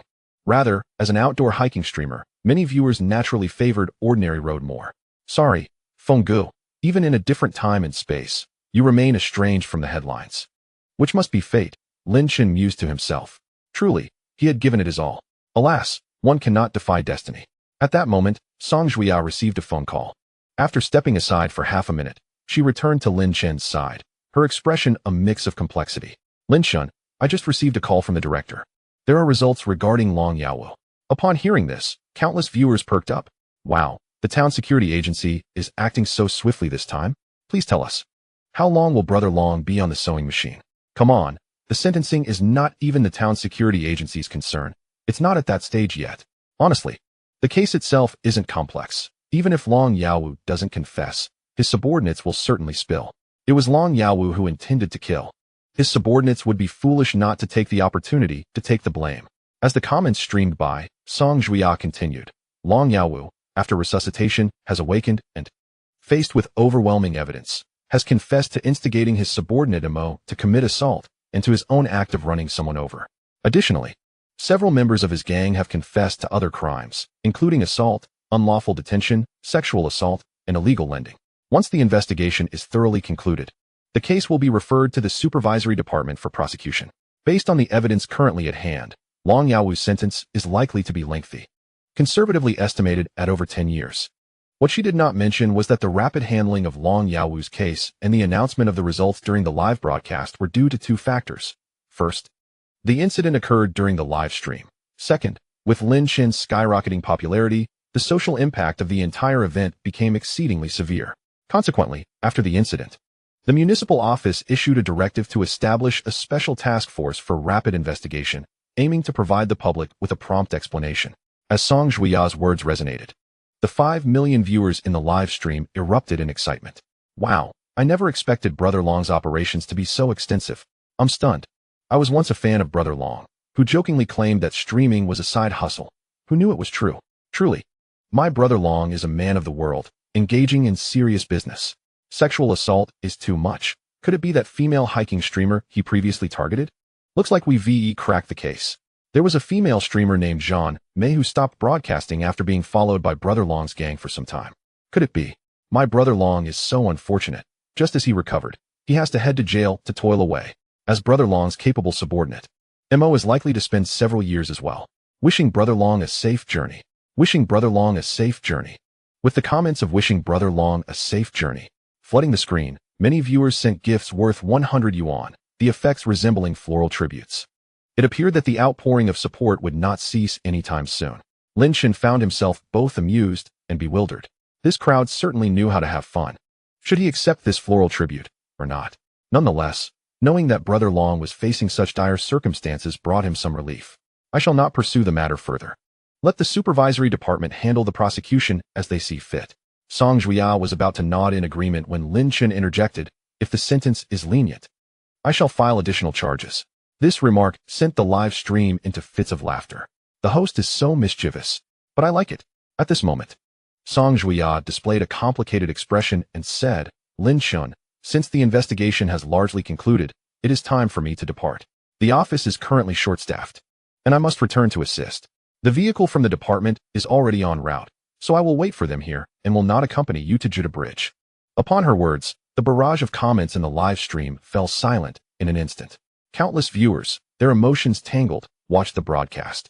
Though it was already known that Song Juya would merely be a fleeting presence in Lin Shun's live stream, many had initially felt discontent due to her somewhat reluctant demeanor. However, after her participation in the hiking segment, she undeniably brought much joy to the audience. By this point, many had grown accustomed to her presence in Lin Shun's stream. Despite her sparse dialogue, Whenever she glanced at the camera, she instinctively revealed a smile as pure and refreshing as a blooming snow lotus. They had anticipated that Song Juya would remain for 2 or 3 days, but to their surprise, she was leaving in less than a day. Lin Shen regarded Song Juya with a complex expression. I admit I previously misunderstood live streaming. It is actually quite engaging. Song Juya met his gaze. A peculiar light in her eyes as she spoke softly. Lin Shen, thank you for showing me what a true broadcaster should be like. Lin Shen pondered for a moment, furrowing his brow as he replied solemnly, you are mistaken. A captivating, talented, and positively energetic broadcaster like myself is indeed a rarity in the streaming realm. Indeed, I have never encountered a broadcaster with such audacity as yours. Song Juya chuckled, playfully glaring at Lin Shen. The two exchanged smiles, while they were sharing light-hearted banter. The audience in the live stream only felt a sense of melancholy. Come, let us embrace one last time. Without waiting for Lin Shen's response, Song Juya opened her arms and gently embraced him. With her chin resting on the man's shoulder, her eyes glistened with unshed tears from an angle unseen by the audience. Lin Shen's body stiffened, his expression dazed, caught in a dilemma of whether to embrace her back or not. His heart raced, and his neck, face, and ears flushed a visible crimson. Sister, didn't we agree on just a brief hug? Why are we still in this embrace after 3, 4, 5, 6 seconds? The emperor's heart was about to awaken. Unspeakable sensations were rising. Maintain the demeanor of a town officer, please. Lin Shen could only vacantly stare ahead, silently circulating his internal energy to maintain his composure. This was utterly absurd. If Wang Zhenren were to know that my skills were being utilized in such a manner, the coffin lid would surely not suffice to cover it. The audience in the live stream could no longer contain their laughter upon witnessing this scene. Oh wow, it's confirmed. Lin Shen is definitely a novice, one who has never even held a girl's hand. Goodness, that blush is too authentic, like a monkey's backside. Incredible. Lin Shen's reaction is akin to my own when I first watched an adult film in middle school. Is this a matter of desire restraint or a deficiency of humanity? What has led such a handsome young man like Lin Shen to embark on this solitary journey of love along the 318 hiking trail? Ha. The quest for love is indeed peculiar. Here I am, Lin Shen, kicking off-road vehicles, carrying hiking gear, gripping a metal ball, lifting a ton of weight. And yet I cannot withstand a woman's embrace. I refuse to believe this is the real Lin Shen. Now I understand what martial arts Lin Shen practices. It must be the kind that prevents him from breaking his virginity. Ha. Are you all trying to make me die from laughter? Lin Shen is simply adorable. Seeing him like this makes it evident he has never had close interactions with the opposite sex. I wish I could hug him. I've been enchanted. My affection for him has deepened. Those young stars in the entertainment industry cannot compare to Lin Shen. He shall be my sole idol from now on. To those who claimed Lin Shen was a playboy, apologize to me. I'm sorry, I was mistaken. I'm sorry, I was mistaken. Simultaneously, gifts began to flood in. Sister She from Magic City sent 10 Ferris wheels. Yellow Seaweed Soup sent 2 Ferris wheels. Smart Little Account sent 11 Ferris wheels. The wealthy female viewers in the live stream were exploding with emotions, expressing their dissatisfaction through Ferris wheels. Even the limited Li Xiao sent 11 Ferris wheels using her newly created account. One more than Sister She from Magic City. Quite splendid. Yang Ling, who had just returned to the town and office from Shishaoshan, was holding his phone, watching the scene of Song Juya and Lin Shen embracing. A smile gracing his face. This girl has finally awakened. The embrace lasted a full 10 seconds. Suddenly, a completely read VIP comment floated by. Wind sound. The moderator, please refrain from excessive intimacy with the opposite sex during the live broadcast. This serves as a warning, should it happen again. 2 points will be deducted as punishment. As soon as this comment appeared, the audience in the live stream erupted with excitement once more. Oh no, the moderator has arrived. Everyone, flood the comments to protect Lin Shen. This dog food is so abundant that even the moderator cannot bear to watch. Did you all notice? This moderator is female. Definitely jealous. It was just a hug. For other streamers, it's nothing. The moderator is absolutely envious. Let's purify the online air, starting with ourselves. Lin Shen was oblivious to the moderator's comment and finally could not hold back any longer. The song, you are pressing against me. Song Juya, with a flushed face, released Lin Shen, her beautiful eyes glaring at him in embarrassment and annoyance. This guy had called her little song all along, and now he finally recognized her maturity? Too late. It's all over. I'm not playing with you anymore. However, this fellow seemed too composed. Although his face was deeply flushed, his body showed no other reaction. Could it be that he harbored some unmentionable obstacle? In an instant, Song Juya's gaze towards Lin Shen became peculiar. Lin Chen's words reached the ears of the viewers, eliciting uproarious laughter. Oh my, what a dreadful line. It's so awkward it makes me want to claw the floor with my toes. What do you mean she is pressing against you? Shouldn't it be you pressing against her? Ha ha ha. You all underestimate Lin Chen. Do you not know there exists a legendary skill called retracting the yang into the abdomen?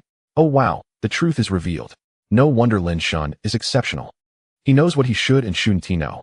By the way, Little Song's outfit does not accentuate her figure, based on my extensive experience with women. She must be quite ample, the kind that floats when soaking in a hot spring. Floats? Oh my, now there's a visual. Ah, Little Song hasn't left yet. What should I do if I miss her when she returns? Indeed, Little Song is wonderful. I cannot bear to part with her and wish to comfort her with a hug.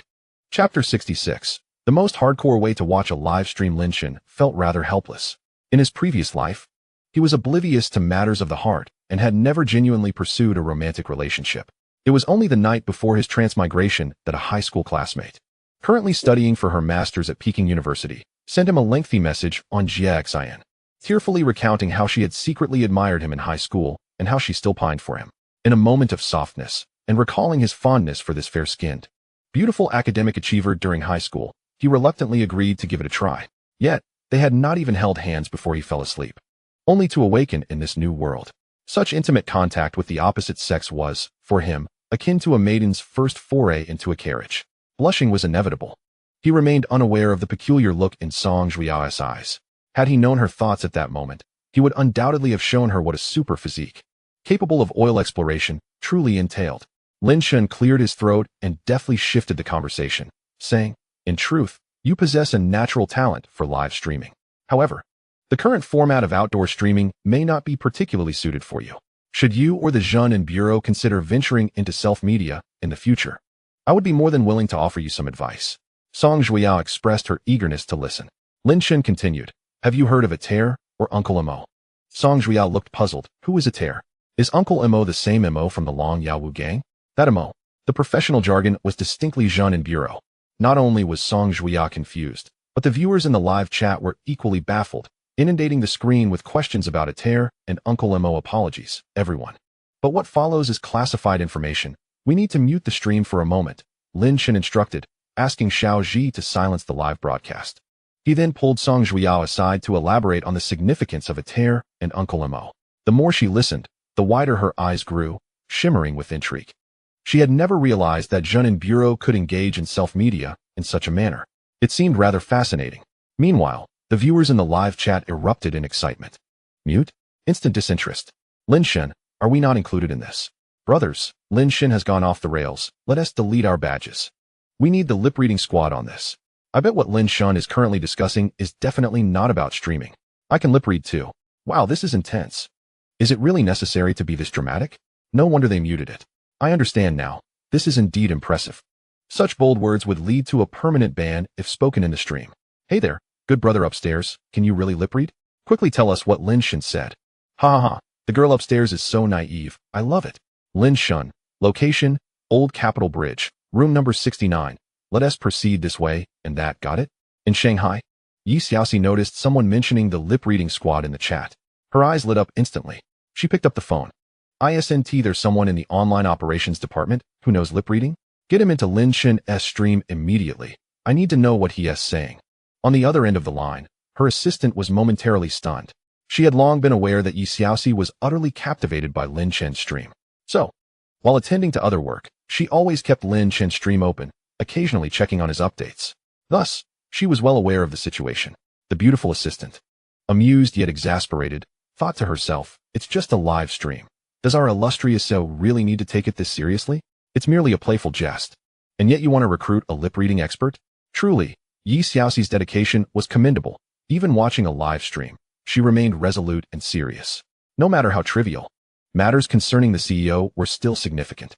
The assistant promptly communicated Yi Xiaoxi's instructions to the online operations department, conveying the unusual request. The supervisor, bewildered by such an eccentric task, nonetheless proceeded to locate an employee skilled in lip reading to execute the mission. Before long, Yi Xiaoxi received segments of Lin Chen's speech that had been deciphered by her assistant. To her surprise, he was indeed discussing how to navigate self-media. Yi Xiaoxi mused, her lips curling into a slight smile as she promptly sent a generous donation. At the same time, Li Xiao noticed the carnival donation made by Yi Xiaoxi and snorted softly. After contemplating, she ultimately refrained from following suit, fearing she might end up in the proverbial little black room again. Her gaze fell upon Song Juya, who stood beside Lin Shun, with a rather unfriendly expression. Let her go. She is playing games now, Xiao thought, recalling how she had never had the chance to be so close to Chen Gu in the past. Minutes later, Lin Shun concluded his private council. Inspired, Song Juya's mind brimmed with ideas, each one brewing with potential. She realized that if she were to follow Lin Shen's guidance in pursuing self-media, she might truly succeed. As she glanced at Lin Shen again, her perspective shifted. What kind of man was he? Apart from his physical shortcomings, he seemed adept at everything else. Pondering, Song Juya pulled out a small notebook and began to ask questions. However, she did not forget her duties, ensuring to report Lin Shen's remarkable skills with hidden weapons. After a brief exchange, Lin Shen signaled Xiao Ji to unmute the stream. He glanced at the barrage of chaotic comments flooding the chat and chuckled softly without responding. Wow. Lin Shen's smile indicates that things are not as simple as they seem. Everything is unsaid, yet understood. Men know. Brothers, keep a close watch. If Lin Shen ends the stream tonight, something must be amiss. Exactly. He cannot end the stream. That would clear his name. We must keep the stream going all night. In an instant, the comments flooded in, insisting that Lin Shen must continue streaming. Even the typically silent female viewers joined in, including Shi Jie and Cheng Mingjie. Lin Shen, bemused, thought, these viewers have an incredible capacity for imagination. I can't help but comply. All right, I'll stream all night. You can watch me sleep. He acquiesced to their wishes, eliciting a wave of "we won" comments. Lin Shen chuckled. Live streaming was indeed a unique experience, far surpassing the participatory nature of traditional variety shows. The influence of viewers during a stream granted them a profound sense of satisfaction and involvement. While he didn't mind being guided on trivial matters, he remained resolute on significant decisions. Turning to Song Juya, he inquired, "Shall I take my leave?" Song Juya's eyes flickered, and she turned her head away. "Go if you must. I'm not stopping you. Here, take this bag with you." She handed him the bag containing fruit and drinks that the driver had given her earlier. Lin Shen raised an eyebrow, accepting the bag, and felt a sudden disinclination to converse with her. How fickle women were. Just moments ago, she had clung to him, and now she was turning her back. He waved his hand dismissively and continued on his way, the streaming device trailing closely behind. The other streamers quickly bypassed Song Juya to follow him. As Lin Shen walked further away, no one paid attention to Song Juya. She turned to gaze at his receding figure, her eyes brimming with unshed tears. Exhaling a long sigh, she opened her palm to reveal a tiny pill nestled within, discreetly slipped to her by Lin Shen when he took the bag. Its purpose was evident. Should she find herself in a situation where she could neither eat nor drink, this would serve as her remedy. Song Juya retrieved her phone, opened Phone and entered Lin Shen's live stream. Juya, who loves butter tea, sends a carnival gift. As soon as this gift effect and notification appeared, Lin Shen's live stream erupted into excitement. Wait, isn't this song SID? It definitely is. What is butter tea? Is it tasty? It depends on personal taste. I think it's delightful. Those interested can check it out online. So that SY song transformed into song. I get it. Heading to order now. I didn't expect song to be so generous. I heard the Jean and Bureau doesn't pay well. Only about 4,000 a month. Suddenly dropping that much for a breakup fee is quite extravagant. Wow. The commenter above is toxic. I was moved earlier, and now you say it's a breakup fee. Tears are streaming. Don't ask. Just love. Song had it tough. Let us salute the dedicated staff of the Jean and Bureau. I'm already starting to miss Song. As many witnessed Song Juya's comment, the enthusiastic lover of butter tea remarked, "We shall meet again." The reactions flooded in. What? It escalated so quickly? Danger, danger. The Song has set its sights on Lin Shen. The Song. Just wait. I will find evidence and ensure you are imprisoned. The Song. Lin Shen is a man who can be tortured, but he cannot be imprisoned. I will never let him go. One day, I will personally place a silver ring of love on his finger, for only death can separate us. Wow, the brothers above are fierce. I am so moved. I thought the chase between De Song and Lin Shen had concluded, but it has only just begun. Looking forward to the second season of De Song's story. As Song Juya read these comments on her phone, she was taken aback. Her intention was simply to express a personal aspiration, an encouraging remark to herself. Yet it had spiraled into this. Lin Shen, among the crowd, was the only one who comprehended the true meaning behind Song Juya's statement. A flicker of understanding crossed his eyes, and he smiled. I will be waiting for you at the Phone annual gala. At that moment, The chaotic comments dwindled by 70%. Soon, the comments emerged. Is this for real? So Dasong's comment meant that? Fongyin Annual Gala? Wow. That's a premiere event only attended by top-tier streamers. Many stars want to walk that red carpet. Does Dasong have that chance? Let us not dismiss the possibility. Lin Shan didn't just become famous overnight. Dasong has the looks and physique. Perhaps she can indeed carve out a niche at Fongyin. It all depends on what Lin Shan told her in private and whether Dasong can live up to it. Dasong. Indeed, Lin Shan understands me best. The flag has been raised. There are less than 4 months until the annual gala. I wonder what will unfold then. In the background, Song Juya gazed at Lin Shan's face on her phone, her smile radiant. He understands me. After Lin Shan's remark, he continued, however, you are not prepared yet. You need to strengthen your training. You couldn't keep up with me when I was pushing a cart. Look how out of breath you were. How will you combat criminals then? The live stream erupted in laughter, with countless ha-ha-ha comments flooding in. Ha-ha-ha, Lin Shan is too ruthless. Dasong. Let us not tear each other down. We can still be friends. Lin Shan, have some decency. Dasong just gave you a carnival gift. And now she has to eat instant noodles this month. In that moment, Dasong felt even more exasperated with Lin Shan. What can Dasong do? It's natural she can't keep up with Lin Shan, given her innate disadvantage. Let us not make it harder for her. What a ridiculous statement. But I must admit it makes sense. With such a disadvantage, I'd like that too. I want one. In the rear, Song Juya clenched her teeth in frustration. Yet she could not help but burst into laughter, blooming like a blossoming gesang flower. After a while, she murmured softly, farewell, Lin Shan. Lin Shan truly had left, walking briskly as if women would only slow his pace. Without a woman by his side, he strode with confidence. The team of detractors trailing behind was in disarray, panting heavily as they struggled to keep up. I can't go on. I need a break. My feet are blistering. If I continue, I might collapse. One of the detractors, pale-faced, finally succumbed and sat by the roadside, gasping for breath in agony while waving dismissively at his companions. He felt as though his lungs were on fire, his heart racing above 100 beats per minute.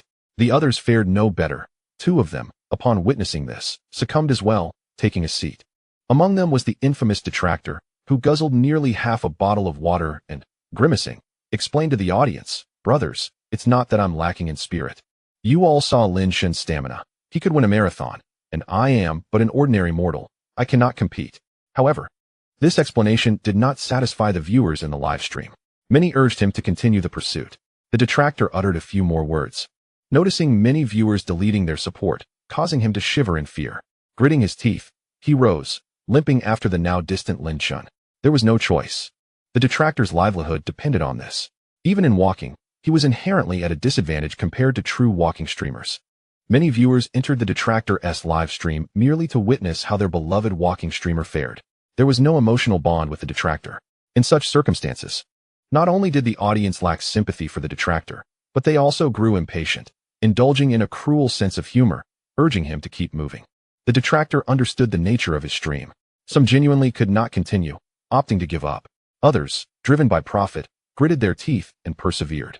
Though exhausting, it was better than manual labor at a construction site. In a sense, streaming had indeed supported many individuals who lacked specialized skills in reality. It is not about right or wrong. It is merely a product of the times. In Lin Shan's live stream, countless viewers through the lens observed the detractor team trailing further and further behind, with some unable to endure. Many took delight in their plight. These detractor streamers are all weaklings compared to Dasong. Indeed, Dasong is at least carrying a load, while they are merely wielding a selfie stick. How can these grown men collapse? Enough already. Can we move past the carrying a load joke? If you don't have the skills, looking to ride on Lin Shan's fame is just asking for trouble. Gradually, the comments began to diminish, not due to a decline in Lin Shan's viewership, but because he suddenly lifted the live streaming phone to about 10 meters above the ground. The camera tilted slightly, capturing both him and the surrounding scenery in a breathtaking tableau. The stunning beauty of the landscape unfolded before everyone's eyes. Towering, desolate mountains framed the scene, with a somewhat overcast sky above and vast grasslands, meandering streams, and herds of yaks grazing below. Children from Sichuan sat idly on the grass, waiting for the yaks. There were tall, golden ginkgo trees lining the roadside, uniquely styled houses of Sichuan, and walls constructed from cow dung. Cyclists rode mountain bikes while vehicles ambled by, and solitary trekkers wandered with their backpacks. Everything coalesced into a harmonious and enchanting moving picture. Suddenly, droplets of rain began to fall, shattering the tranquility and drenching the earth. The rain intensified, darkening the sky. In the live stream, a flurry of comments such as "Oh no, it's raining," and "Lin Shun run," appeared. Nevertheless, Lin Shun, soaked by the rain, was momentarily taken aback but quickly regained his composure, continuing on his path without hastening. He walked through the rain, smiling. His fingers gently strummed the guitar strings, and a slightly melancholic melody intertwined with the sound of the rain, reaching the live stream. After the rain, a car drives by, leaving the pale twilight behind. The old tin can heads west, and my lover is no longer here. As the song began, the rapidly scrolling comments fell silent. This time, Lin Shin did not employ his beast-taming skills, yet it was profoundly moving. The performance swiftly calmed the restless hearts of numerous spectators. Countless individuals became immersed in the song's profound ambience, captivated by the enchanting imagery of Lin Shun, who sang undeterred amidst the rain and tumult. Vehicles sped past him, splashing water in their wake. Let loneliness fade away, do not awaken it. The departure you yearn for is merely a moment suspended in time. No more futile lamentations. Believing one understands, the place where dreams collapsed is now overrun with moss. For minutes later, the song concluded just as the raindrops began to subside. Such is the nature of Sichuan. Rain often arrives swiftly and departs just as quickly. The dazzling sunlight suddenly pierced through the gloom, illuminating the earth and casting its glow upon the drenched yet composed figure of the man strumming his strings and singing. A magnificent rainbow appeared, arching gracefully above the grass beside the road. The livestream camera descended slowly, positioning itself before Lin Shin, with rainwater glistening on his face. Lin Shin offered the audience a gentle and radiant smile. "Welcome to Sichuan, the photographer's paradise. Welcome to the old Capitol Bridge." Chapter 68. The criminal always returns to the scene of the crime. Wow, wow, wow. Amazing, amazing, amazing. I lack education. I lack education. I lack education. Incredible. Lin Shun is forever incredible. Explosive. The limited character count can't possibly capture my current feelings. Absolutely stunning. This song may not be the best in Lin Shin's repertoire, but in this setting, it is undoubtedly the most extraordinary. The live MV performance, when the rainbow appeared, I was completely covered in goosebumps. With the heavens as the stage and nature as the backdrop, singing amidst the torrential rain, suddenly witnessing the light in darkness. One must ask, who else in the music industry can compare? Wow, the intellectuals above. I'm thoroughly impressed. How much talent does Lin Shin possess? Just a casual performance, and it turns into a classic hit. Lin Shin, what is the title of this song? I want to edit it. I want to share it. That 4-minute performance is the epitome of a perfect MV. Even the sounds of wind and rain woven into the song are essential. Simultaneously, a flurry of gifts, from the cheapest roses to sunglasses, Ferris wheels, sports cars, rockets, and carnivals, filled the live stream. The affluent of Magic City, clever from a young age, along with the likes of Brother Far Sailing and Prince of the Imperial City, filled the stream. Both large and small benefactors, even those who had remained silent in the chat, began showering Lin Shun with rockets and carnival gifts. His live stream experienced an unprecedented explosion of generosity. At this moment, many hosts from the Phoneme platform, who had been secretly observing, felt a pang of envy. Some prominent streamers recognized that among those gifting were benefactors who regularly frequented their own streams. Even female benefactors. The small amounts that should have been gifted to their own streams had vanished. This was quite disheartening, akin to a wound that made them want to spew blood. Yet, they could not blame Lin Shun, for he had merely been true to his performance, having done nothing wrong. It was their own benefactors who discreetly switched allegiance and showered gifts elsewhere. Those with a broader perspective could only marvel at Lin Shin's brilliance. Understanding why he had suddenly surged in popularity, he indeed possessed an extraordinary talent. Conversely, those with a narrow mindset felt their phones nearly shatter in frustration. Their faces contorted with hatred as they gazed at Lin Shun on the screen. The small society of live streaming was strikingly real. Cutting off someone's financial lifeline was akin to slaying their kin. At this moment, Lin Shun remained unaware that he had inadvertently gained numerous potential adversaries.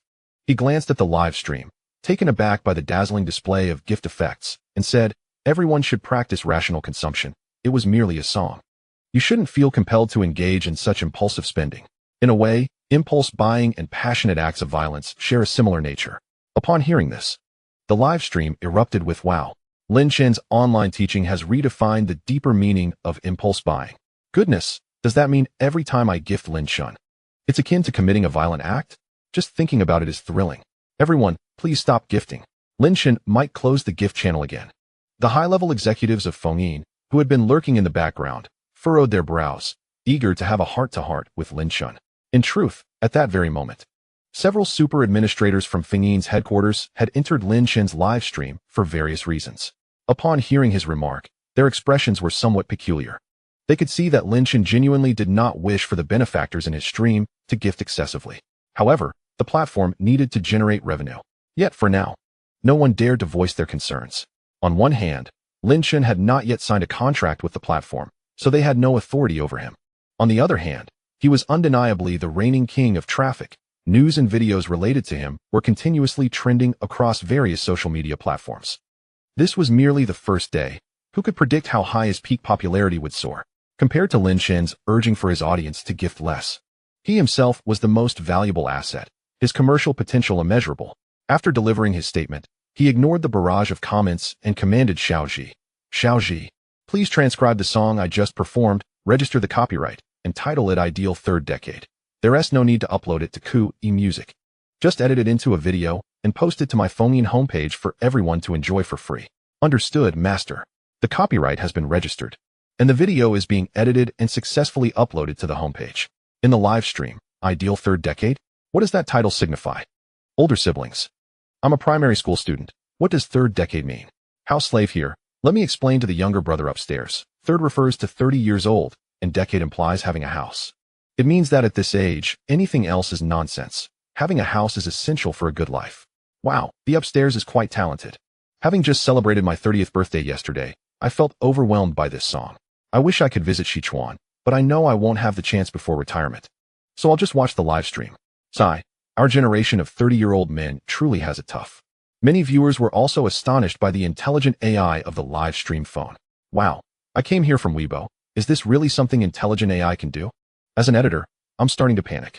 If Xiaoji becomes any more powerful, how many people will be out of a job? I'm liking Xiaoji more and more. It really feels like having a little butler. In contrast, my smart speaker feels utterly incompetent. By the way, where are those high-ranking executives from the phone manufacturers now? They won't end up giving Mango Factory a chance to swoop in, right? Mango Factory is dreaming. Lin Shan has already stated he will never collaborate with them. Too naive. What Lin Shan really means is 3 words. Pay more. Wow. The upstairs is onto something. Lin Shan glanced at the barrage of comments, saying little more. Many matters, much like pursuing a romantic interest, are better demonstrated than articulated. He wiped the rain from his face, slicked his hair back with both hands, and continued on his path. This casual gesture left the viewers in the live stream utterly captivated. Too handsome. What should I do if my heart can't take it? If he wore glasses, he'd really resemble the character from Bleach. Only those who dare to show their foreheads are true handsome men. Lin Shan is stunning from every angle. Even I, a man, can't help but feel drawn to him. Wow, something's off with the upstairs. A new template for cosmetic surgery has arrived. I'll just model myself after Lin Shan's photos from now on. After walking for a while longer, the live stream suddenly saw a flurry of comments. As the barrage of comments erupted in the live stream, the atmosphere grew lively. Oh my goodness, as a former fan of Yuan Fengshan, I can't believe I forgot about him. Isn't that a bit heartless? Yuan Fengshan's plight is truly unfortunate. He suffers from a herniated disc, and now he faces a serious spinal injury. It seems he may have to bid farewell to the live streaming industry for good. I believe Yuan Fengshan is still at the old Capital Bridge Hospital. I wonder if his surgery has concluded? To oppose my Lin Shan is to invite divine justice. Lin Shan, do try to locate the yak that knocked Yuan Fengshan away. Many viewers, having transitioned from platforms like Weibo and unfamiliar with the previous livestream, began to inquire eagerly. Could someone enlighten me? Who is Yuan Fengshan? Is he formidable? I missed the earlier segment. What happened to Yuan Fengshan? Enthusiastic viewers soon began to narrate the backstory, eliciting a cascade of astonished reactions. Lin Shan, observing the comments, couldn't he help but chuckle. As he walked forward, he noticed a somewhat chaotic scene not far off the roadside. Upon closer inspection, he discerned signs of a struggle, including scorched marks and fragments of a shattered phone, alongside a discarded ancient-style cloak. It was evident that this was the site where Yuan Fengshan's phone had exploded.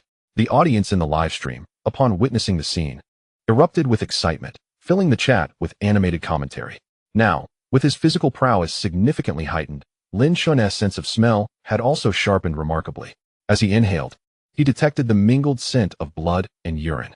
Clearly, Yuan Fengshen had not only been forcefully thrown, but had also suffered a rather embarrassing mishap. In his mind's eye, he vividly reconstructed the moment. A trail of urine followed the anguished Yuan Fengshen as he soared through the air, splattering along the road. It was rather awkward. Lin Shun hastily reined in his acute sense of smell and turned his gaze towards a patch of grass nearby, where a group of yaks grazed peacefully. It was difficult to ascertain which of them had caused the incident. A strange feeling washed over him. How uncanny it was, the ability to curse from afar. How remarkable. This novice hex. He then recalled the notion that many criminals often return to the scene of their crimes. Was he engaging in such behavior? Thankfully, Daizong had already departed. Otherwise, she might have detected something amiss from his subtle expressions and rendered him a target for scrutiny. At that moment, Lin Shun surveyed his surroundings with an air of calm, pondering whether he should perhaps curse Zhang Nantian and Zhang Yuan for a brief 5 minutes each day. Just imagine if a person were to face constant misfortune, daily mishaps, from food stuck in teeth to choking on water, twisted ankles upon stepping outside, and perennial losses in card games. Over time, wouldn't their spirit grow remarkably resilient? After contemplating the remnants of the crime scene, Lin Shun continued on his way, subtly channeling his innate energy. Unbeknownst to anyone, within half an hour, his soaked clothes had dried completely, unveiling yet another extraordinary application of his newfound ability, an automatic dryer. As he walked, he encountered a group of 6 or 7 young children from the Sichuan region, no older than 4 or 5 years, dressed in traditional attire soaked through. They remained oblivious to their condition, frolicking and chasing one another, their sun-kissed skin glistening under the sunlight, radiating a rare wildness. "Zaxi!" one child exclaimed upon spotting Lin Shun, flashing a bright smile. The others paused, echoing the greeting without a hint of shyness. "Zaxi, are you done with school?" Lin Shun smiled back. "Yes, indeed. Are you all streamers?" The children looked at his live streaming device with curiosity. "Have you seen many streamers?" he inquired. Almost in unison, they exclaimed, "So many. Every day? None are as handsome as you." "Yes, you're the best looking among the male streamers." One child added, "Some wear monk robes, others Taoist garments. And there was one in a spacesuit who fainted by the roadside and was taken away by an ambulance." Lin Shun felt a chill run down his spine. Prior to embarking on this journey, he had not thoroughly familiarized himself with the world of live streaming, and he was taken aback by the competitive atmosphere. Monk and Taoist attire was understandable, but what on earth was a big eagle? And the one in a spacesuit, what was he thinking? One child gazed intently at Lin Shun's handsome visage and suddenly asked, "Handsome uncle, can you come to my house? My mother is also very beautiful, and she makes delicious naan." Another chubby child chimed in, "My mother is prettier. She can grill lamb kidneys, which everyone in the Central Plains loves." "Nonsense. Your mother is plump, mine is slender. Say another word, and I'll punch you." The two children quickly devolved into a playful scuffle, grappling with each other in a wrestling stance, with the weaker one clearly at a disadvantage. Lin Shun, bemused, retrieved a bag filled with fruits and milk and said, "Stop arguing. I won't go to either of your homes. I have apples here. Would you like some?" The children immediately surrounded him, their eyes sparkling with desire. In the highland regions, meat was of little value, as nearly every household raised livestock, while fruits and vegetables were exorbitantly priced.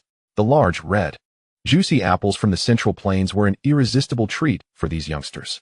Lin Shun, generous as ever, crouched down and handed each child an apple, lightening his load in the process. "Thank you, uncle. Are you really not coming to my house? My mother is so beautiful, and her naan is so fragrant. My mother is even prettier. My sister is the most beautiful. Uncle, you can marry my sister." Lin Shun felt a wave of incredulity wash over him as he quickly waved goodbye to these innocent children. The audience in the live stream burst into laughter. "Ha ha ha, Lin Shun. Are you sure you don't want to stay for a night? The entertainment value is off the charts." "Yes. Let us witness if the lamb kidneys from Sichuan are indeed more substantial. I just want to visit that sister's house. Is there a chance for marriage? Goodness. I'm dying of laughter." Lin Shun can't escape. Wherever he goes, it turns into a show. Having watched Lin Shun hike all day, this is the first time I've seen him in such a predicament. These kids are adorable. I want to hug them. Lin Shun glanced at the comments, choosing to overlook certain sensitive topics. After walking a short distance, he encountered another group of students leaving school. Apart from exchanging greetings of Zaxi, he refrained from further interaction, wary of their fervent hospitality. Not long after, a thunderous sound resonated in the air. Lin Shun looked up and spotted a small dot in the sky, which, with his enhanced vision, he quickly identified as a helicopter approaching the old Capitol Bridge. The audience in the live stream also heard the escalating roar of the rotor blades and filled the chat with inquiries about the commotion. As Lin Chun directed the camera towards the enigmatic dot, he zoomed in. 5 times, 10 times, 50 times. The scene presented in the live broadcast remained as clear as a Blu-ray high-definition version. However, at this very moment, no one seemed to notice this fact. All the viewers were fixated on the helicopter's appearance. They could clearly see a logo resembling a blooming white chrysanthemum on the side of the helicopter. In an instant, the barrage of comments in the live chat exploded. Wow, I must be seeing things. Is that the logo of the chrysanthemum factory? Of course. Are 500,000 people hallucinating? That must be the helicopter from the chrysanthemum factory. They're coming. The executives from the chrysanthemum factory are flying in with cash. Incredible. I thought the rumors were just hype, but the chrysanthemum factory actually showed up. As expected, the most decisive and efficient is indeed the chrysanthemum factory. Haha. Thankfully, the mango factory took their time, allowing the chrysanthemum factory to catch up. The chrysanthemum factory is impressive. It seems they flew to the Shu airport and then took a helicopter straight to Jaduzhou. Wow, does the chrysanthemum factory value Lin Xin so highly? In the city of magic, Yi Xiaoxi sat up straight. It was already past working hours, and she had not left yet, even ordering takeout for dinner. She was waiting for this very moment. Waves of emotion surged in her beautiful eyes, tinged with worry. Her grandfather.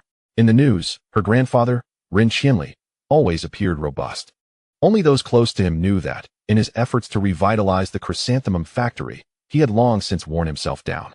As he aged, this became even more pronounced. To maintain Ren Qianli's health, the annual expenses on medical care and wellness were considerable. Now, he had traveled thousands of miles to meet Lin Chun, risking the arduous journey to the Jaduzhou at an elevation of 300 meters. How could she not be concerned? Meanwhile, Lei Xinghao, the president of the rice factory, and the technical director, Chao Yu, had just landed at the Shu airport in their private jet, which had not yet come to a complete stop.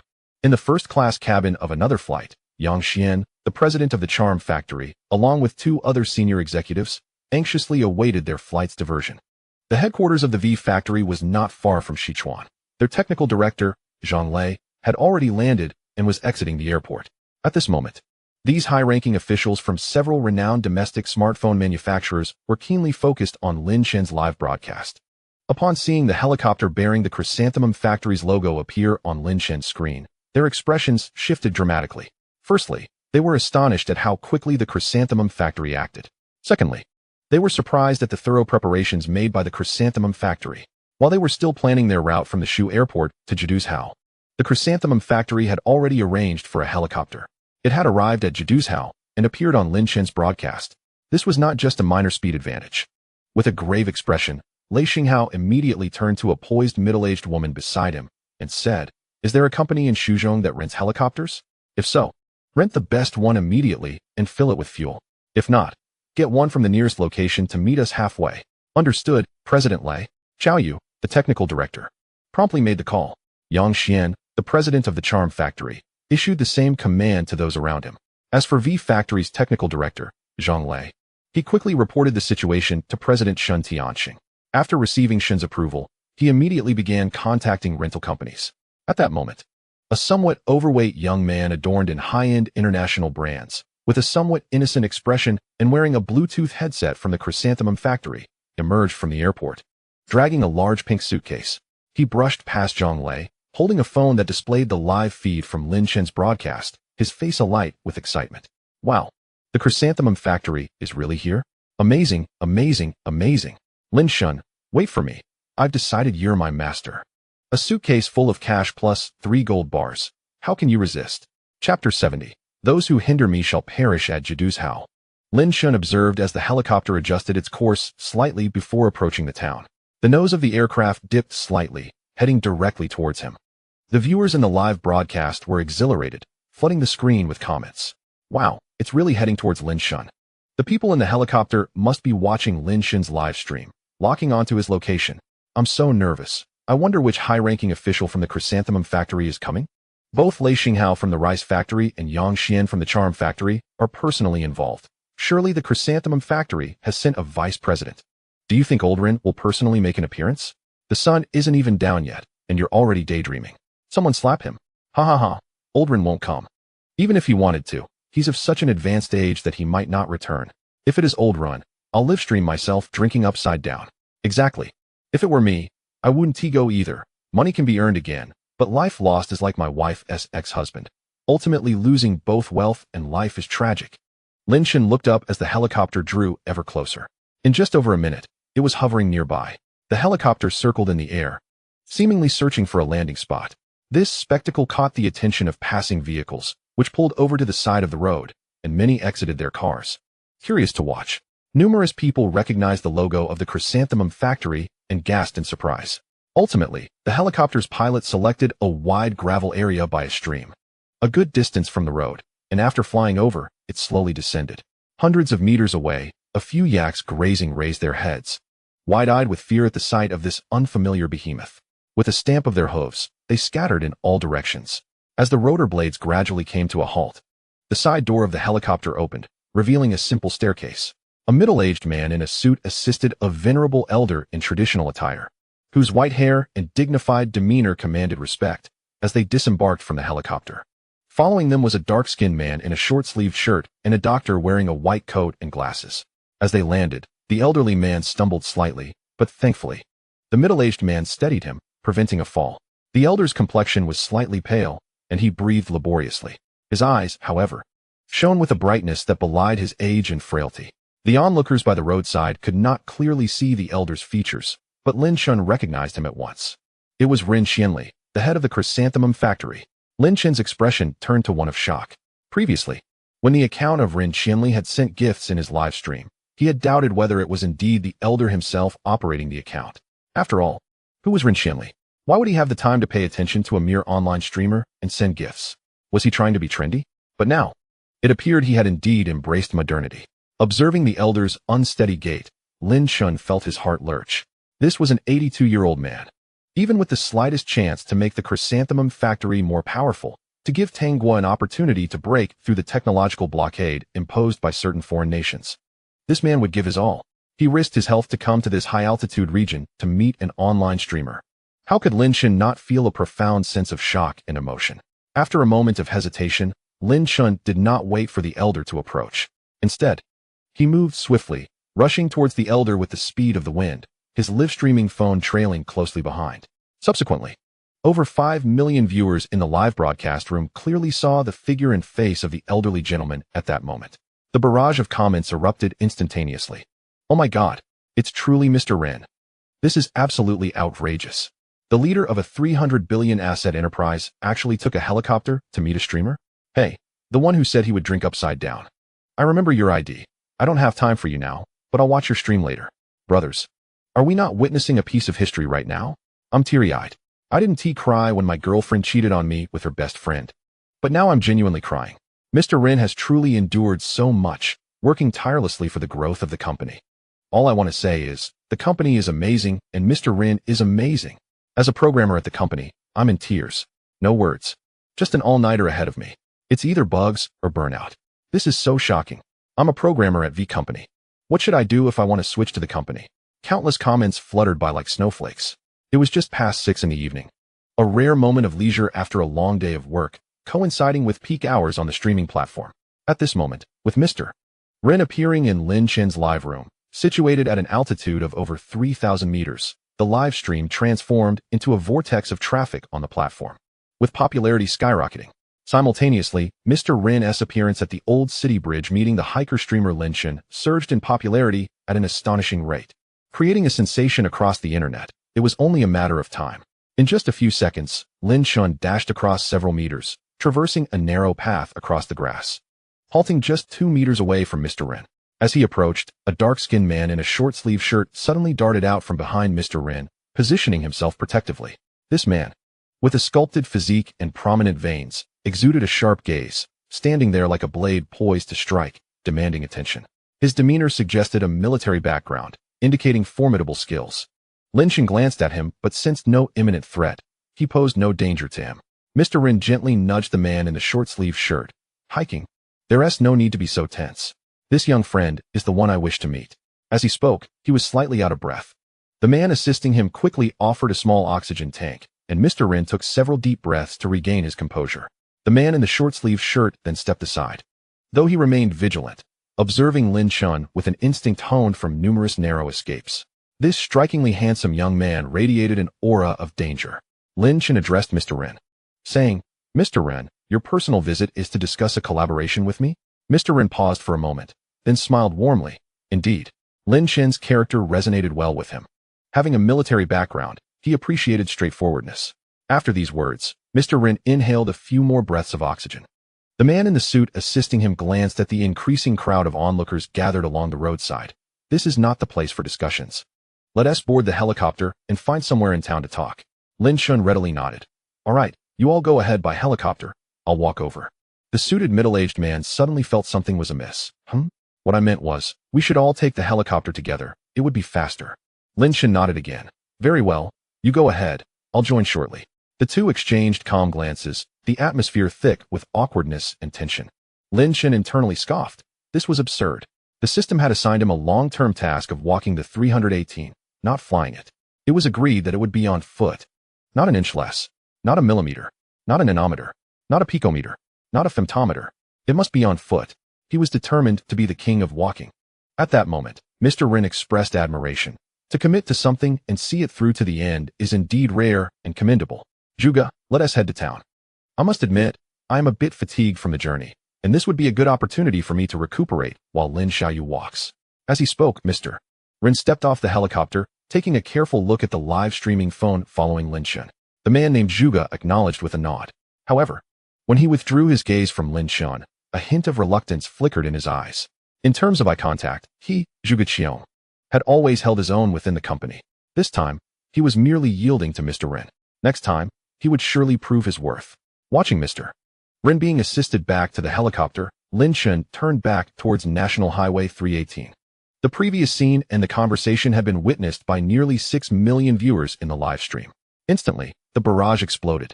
Chapter 71. The Joy of Doing Good Daily. I'm kneeling before Lin Shun once again, the #1 figure in the streaming world. I'm utterly convinced. Lin Shun's obsession with walking is astonishing. He actually sacrificed the opportunity to share a helicopter with Mr. Ren for the sake of walking. Not just in the streaming circle, but even across the entire business realm, you won't find another like Lin Shun. Lin Shun, I take walking seriously. No one can sway me. Lin Shun's thought process is unlike anyone else's. You'll never comprehend what he is thinking. I truly admire Lin Shun's attitude. Facing Mr. Ren, he showed not a hint of intimidation. Most would have bowed and stammered. Mr. Ren is indeed aging. He struggles to walk and requires oxygen to speak, which is genuinely heart-wrenching. Indeed, Mr. Ren took a considerable risk to make this long trip, accompanied by a doctor. One can only hope he remains well during the conversation. Oh no, if Mr. Ren were to pass, would Lin Shun be indirectly responsible? Should he bear any consequences? What? I heard Lin Shun is even more appealing? Quick, call the song. The company's fans are expressing concern for Mr. Ren. Shouldn't they hurry to purchase a company phone worth 7 or 8,000 to show their support? Oh wow, did I just hear barking? Oh, it's the Mango fans making a ruckus again. Mango fans dislike the company so much. They should hurry and leave Lin Shun's live stream. The barrage flew chaotically, with comments of all kinds. With Mr. Ren's appearance, the company's faction and the Mango faction were once again engaged in their usual keyboard duels. Meanwhile, gifts poured in as if they were free. Suddenly, many accounts began to show up, splashing gifts, almost all with the IDs of company S so-and-so. Clearly, these were employees of the company, likely from mid to upper management. If they were lower-level employees, even if they revealed their names, Mr. Ren wouldn't recognize them. They were here to make their presence known. In Magic City, Yi Xiaoxi watched her grandfather struggle to walk and speak, tears nearly spilling from her eyes. Unlike most, her perspective on Lin Shun's refusal to share the helicopter was different. She thought Lin Shun was being considerate, deliberately allowing her grandfather time to rest and acclimate to the high-altitude environment. In that moment, her gaze towards Lin Shun on the phone screen softened considerably. Since you're being so thoughtful, I want to hold a grudge over the incident where you were banned for giving too many gifts. With a casual tap of 2 fingers on the screen, 2 carnivals were dispatched. Grateful for the 2 carnivals from Sister Shi, Lin Shun, just back on National Highway 318. Caught sight of the gifts and unusually expressed his thanks. Unable to restrain himself, he remarked, Sister Shi, what exactly do you do? Do you truly have a mine at home? Setting aside the lavish gifts from notable figures like Ren Lao and Lei Xingao, it was evident that among the audience in the live stream, Sister Shi from Magic City had contributed the most. She was indeed the reigning queen of the leaderboard. Following closely was Sister Tsongming. Conservatively estimating, Sister She had spent several $100,000 today alone. It appeared that the carnivals held little weight in her eyes. Akin to mere happy beans, a gift she could bestow at her whim. Sister She from Magic City remarked, "I appreciate the character of the broadcaster. It's purely supportive." The audience in the live stream erupted in chatter. The moment I saw purely supportive, I knew it was a husband account. I never expected Sister She's wealthy persona, maintained for so long in Fengyin, would finally be unmasked today. How absurd to speak of appreciating character, Sister She. You might as well admit you admire Lin Chen's looks. Admit it, Sister She, boldly express it. You are merely enamored with Lin Chen's physique. With such blatant hints from Sister She, Lin Chen, why don't you make your move? If someone gifted me so much, regardless of gender, I wouldn't just drop in. I'd gladly be a servant. It must be said, Sister She from Magic City possessed a substantial fanbase in Fengyin. Those who frequently watched the live streams were almost all aware of her presence. To call her a guild account was purely jest. No guild account would be so liberally generous.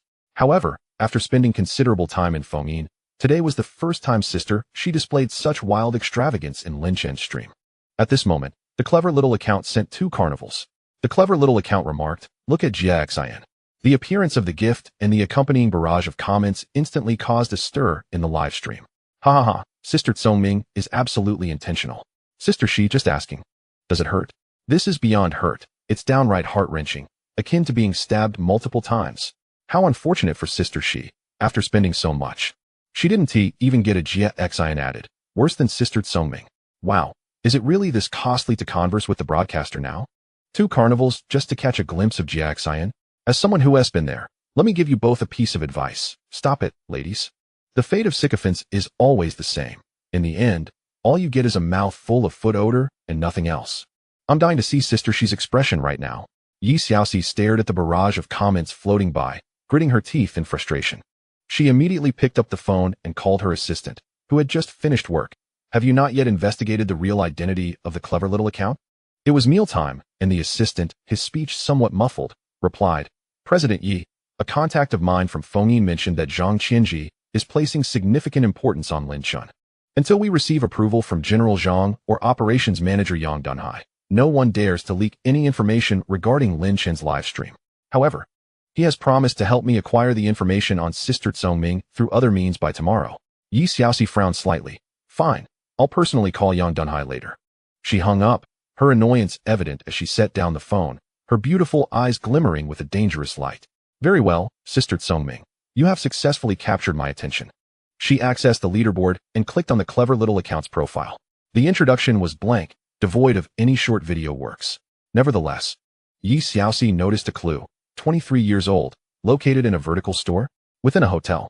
Li Xiao, clutching her phone, observed that Sister She from Magic City had not sent any more comments for a long while and couldn't help but roll around on the tatami, giggling. What does it matter if you have money? No matter how much you spend, do you have Chen Ji's Jiaxian?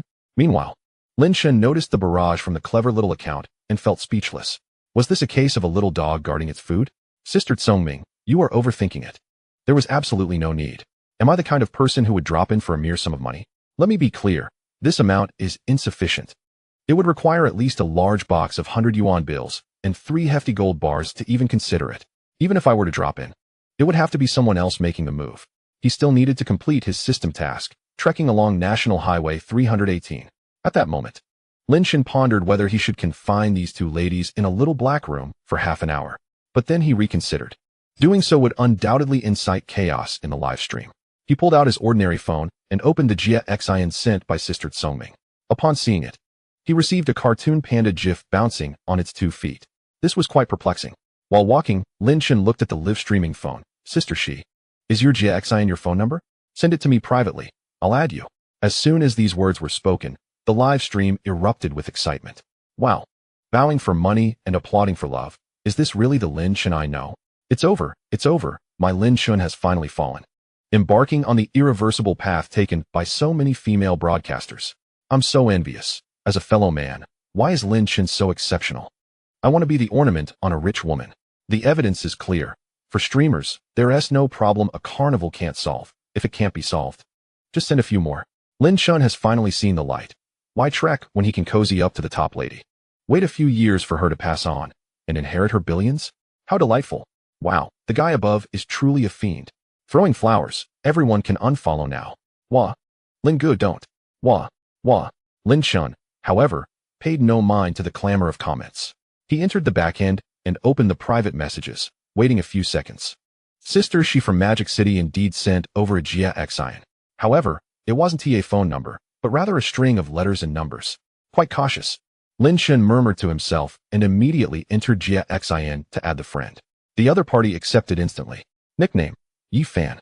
The profile picture depicted a cauldron swirling with the essence of myriad beings. Gender: female. Lin Shun couldn't help but take a deep breath. This lady had quite the audacity. A common fate would hardly suffice to contain such a name or command such a cauldron. Without further ado, he created a group. Adding Sister She from Magic City and the Clever Little account, still nicknamed the Clever Little account. He then transferred group management to Sister Tsongming. Sending a message, you two chat boldly, freely, before promptly exiting the group. Lin Shun tucked away his phone, a satisfied smile gracing his face. Ah, this felt wonderful. The sensation of doing a good deed was truly delightful. Chapter 72. Absolutely, just as he placed his phone back into his pocket, Lin Shun found himself surrounded by onlookers by the roadside of National Highway 318. Bro, what were those people doing just now? That old man looked like Rin Lao. No kidding, that's Rin Lao. Wow. Bro, what is your relationship with Rin Lao? How did he come to Juda Bridge? Wait, you're Lin Shun. Oh, it's really Lin Shun. I just saw you on Fengyin singing Xiao Chou and Yuan Run. I adore those songs. Can you give me an autograph? Lin Shun, wow. A super internet celebrity. Did you really kick that off-road vehicle? My car is right there. Can you kick it? I promise I won't make you pay if it breaks. I get it. Rin Lao is here to collaborate with you, right? Wow. Is this the legendary flying phone? Voices clamored together, and Lin Shun felt his head spinning. Especially from the guy who wanted him to kick the car. Was he serious? After signing autographs for several adorable girls, he found several lipstick marks unexpectedly adorning his collar. Lin Shun finally managed to escape, albeit in a somewhat disheveled state. The viewers in the live stream were thoroughly entertained. Ha ha. I think Lin should seriously consider hiring an assistant. Lin is amazing. Even the old Capitol Bridge has fans now. I really want to see Lin kick that SUV again. Lin's popularity is truly astonishing. Oh dear, I also wish to snipe Lin at the old Capitol Bridge. Just then, a message appeared. Brother Yuan Hang sent a carnival. Yuan Hang exclaimed, Brothers, I'm in Sichuan, just got off the plane, and I'm already on my way to the old Capitol Bridge. If there's no traffic, I'll definitely arrive by midnight. As this comment floated across the screen, the chat exploded with countless wow. Yuan Hang is incredible. Wow. Is Yuan Hang really going to apprentice? I thought Yuan Hang was joking about finding Lin, but he is actually serious. I'm stunned. No wonder he is the heir of the Yuan Hang group, rich and willful. Oh no, Yuan Hang is thousands of miles away to debunk Lin. Lin's secret might be exposed. What are you saying? Is there still anyone doubting Lin's skills? Lin Shun noticed Yuan Hang's comment, his eyes flashing with surprise. After expressing gratitude for the gift, he humorously replied, Yuan Hang, I genuinely don't know martial arts. You might be making a trip for nothing. Moments later, Yuan Hang responded, Lin, I'm here with sincerity. I've dreamed of martial arts since childhood. Now that I've finally encountered the real deal, you must teach me a thing or two. Let us meet and chat. Following this, another carnival gift appeared. As this message and gift emerged, the chat erupted once more into a flurry of wow. If anyone had previously thought Yuan Hang was merely boasting, now everyone was certain he was indeed traveling to Sichuan, on his way to the old Capitol Bridge. Truly extravagant. Just as Lin Shun was about to dissuade Yuan Hang again, another message appeared. My factory Li Shengao sent 10 carnivals. Li Shengao commented, Hello, streamer, I'm in Sichuan, just got off the plane. And I'm also here with sincerity. I sincerely look forward to discussing with you. The viewers in the live stream, besides spamming wow, seemed at a loss for words to express their astonishment. But that wasn't all. Before the effects of Li Shengao's gift had even faded, another message appeared. V Factory's technical director Zhang Lei sent 10 carnivals. Zhang Lei stated, I'm in Sichuan, just got off the plane. NV Factory is here with full sincerity, eager to collaborate with you. Mei Factory Yang Xian sent 10 carnivals. Yang Xian added, I'm in Sichuan, still on the plane. Please believe me, Mei Factory is the most sincere.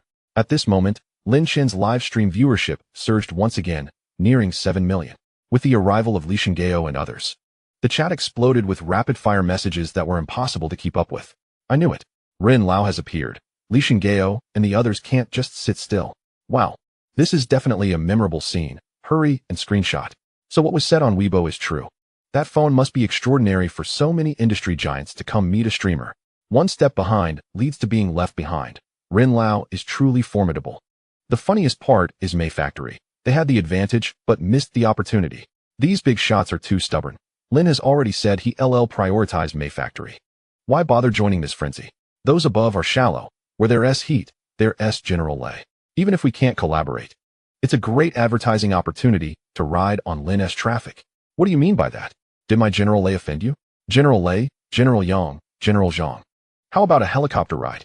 At the Sichuan airport, Li Shinggao looked down at the live stream on his phone, walking as he spoke. Has the helicopter not been arranged yet? Following him was Factory's technical director, Chao Yu, who was dragging a suitcase with one hand while on the phone with the other. Hearing this, he ended the call. His expression grave. General Lay, I just asked the fourth rental company. They responded just like the first three. All the helicopters have been rented by May Factory. I suspect that all the available helicopters in Sichuan province have already been taken by them. If we need to rent from neighboring provinces, calculating the time, it's south better to drive there. Li Shinggao paused, raising his head with an unfavorable expression, unable to restrain himself from cursing. Damn it. Chao Yu assessed Li Shinggao's expression and quietly said, General Lay, are you all right? Li Shinggao's expression shifted, and he finally sighed deeply. It's a harsh reality. Today, I learned a lesson from Rin Lao. Chao Yu hesitated. General Lay, since Lin has already stated he'll prioritize May Factory, even if we go, it won't matter much. Why let ourselves be the laughingstock? Li Shinggao shook his head. At this stage, we can't view it that way. Think about it. If other manufacturers attend and May Factory doesn't, what will people think of us? They will surely conclude that we are incompetent, failing to recognize the immense heat surrounding Lin and his phone. They will also perceive that May Factory does not value research and innovation, neglecting advanced technologies right before us. This concerns May Factory's brand image, so, regardless of the outcome, we must go. As he spoke, Li Shinggao suddenly smiled. Moreover, with such immense heat, it would be a waste not to capitalize on it. Let us consider it a promotion from May Factory. Even if we don't manage to collaborate with Lin, being present can help raise Lin's price, prompting May Factory to invest more. Chao Yu's eyes lit up, a look of understanding dawning upon him regarding Li Shinggao's brilliance. His acting may be exaggerated, but it is indeed an essential skill in the workplace. At this moment, Li Shinggao made a call, cheerfully saying, President Qin, I recall you have a private helicopter, right? I just happened to be in Sichuan and could use your help urgently. Could I borrow it? His smile faltered immediately. What? The fund has suffered severe losses. The company is going bankrupt. You sold the plane, and your wife is seeking a divorce? Your daughter has also come out? Don't cry, President Qin. The signal here is a bit poor. I'll call you back later.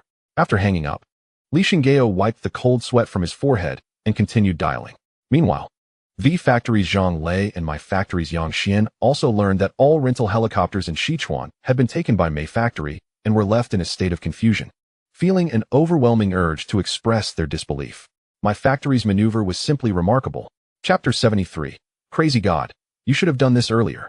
At the old Capital Bridge, Lin Xin observed the gifts and comments from Li Shinggao and others. Surprised, he thanked them for the gifts but said nothing more. Let them come.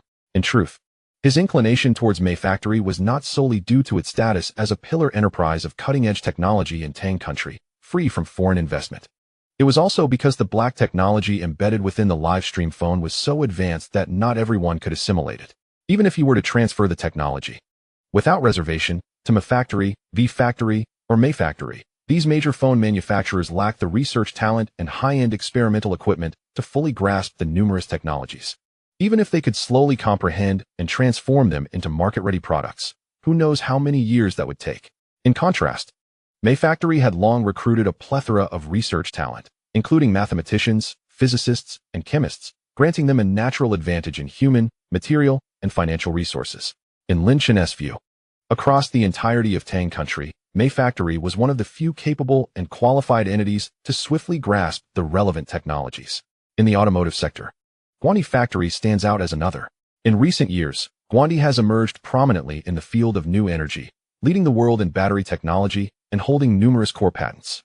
If the Chrysanthemum Factory wishes to swiftly master and even replicate the thermal semi-fluid battery and propel it rapidly into the market, collaborating with Guandi Motors for research and development undoubtedly stands as the optimal choice. Of course, such matters are not within his purview. The specific course of action remains contingent upon the decisions made by the chrysanthemum factory itself. Lin Shun walked and walked, like a man born of the wind. Even the donkeys of the production team could not keep pace with his strides, let alone those counterfeit broadcasters. They had long been left in his wake. Before long, a series of inns and hostels began to appear along the roadside, revealing the town of Old Capitol Bridge. The number of pedestrians on the road noticeably increased. Lin Shun even spotted a fellow traveler pushing a handcart, which had come to a halt in the courtyard of a nearby inn, presumably with its owner having entered inside. To be honest, the scenery of Old Capitol Bridge itself is rather mediocre. The truly beautiful vistas lie along the roads leading to and from the town. Lin Shun, along with his live streaming phone, naturally became the focal point of many onlookers. Some recognized him. The timid merely observed from a distance, wanting to approach but lacking the courage. The bold, brimming with excitement, approached for autographs, photographs, and video recordings to share on social media. Lin Shun graciously obliged them all. He was quite popular. Just as he entered the town, a barrage of comments flooded into his live stream. Lin Shun, quick, look to your right ahead. Is that not the hospital of Old Capitol Bridge? The comment flashed rapidly, overwhelmed by the sheer number of viewers in Lin Shun's stream. The chat exploded in excitement. What? It truly is the town hospital, and there are 2 handcarts parked outside. No doubt, Yuan Fengshun is inside right now. I confess, I am a die-hard fan turned black fan of Yuan Fengshun. Those 2 carts belong to his team, He Tan and A Huang, who are live streaming from the hospital. Yuan Fengshun emerged from the operating room just a few minutes ago and is now in the ward. Lin Shun, we are all on the same platform.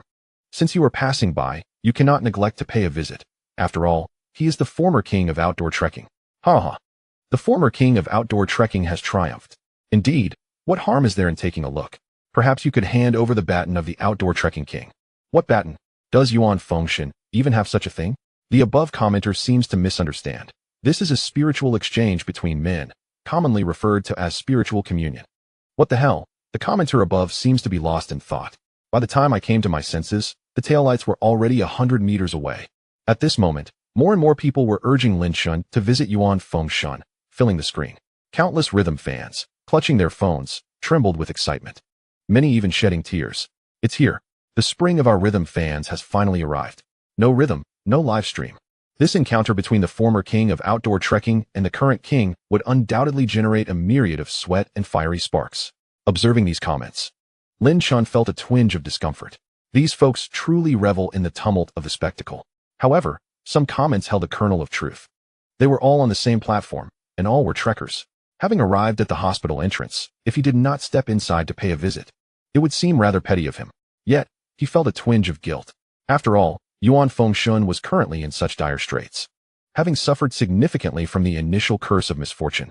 At one point, he had bled profusely from his nose. Returning to the scene of the crime was one thing, but now he was actually seeking to meet the victim, hoping to elicit some sympathy. That felt rather ungracious.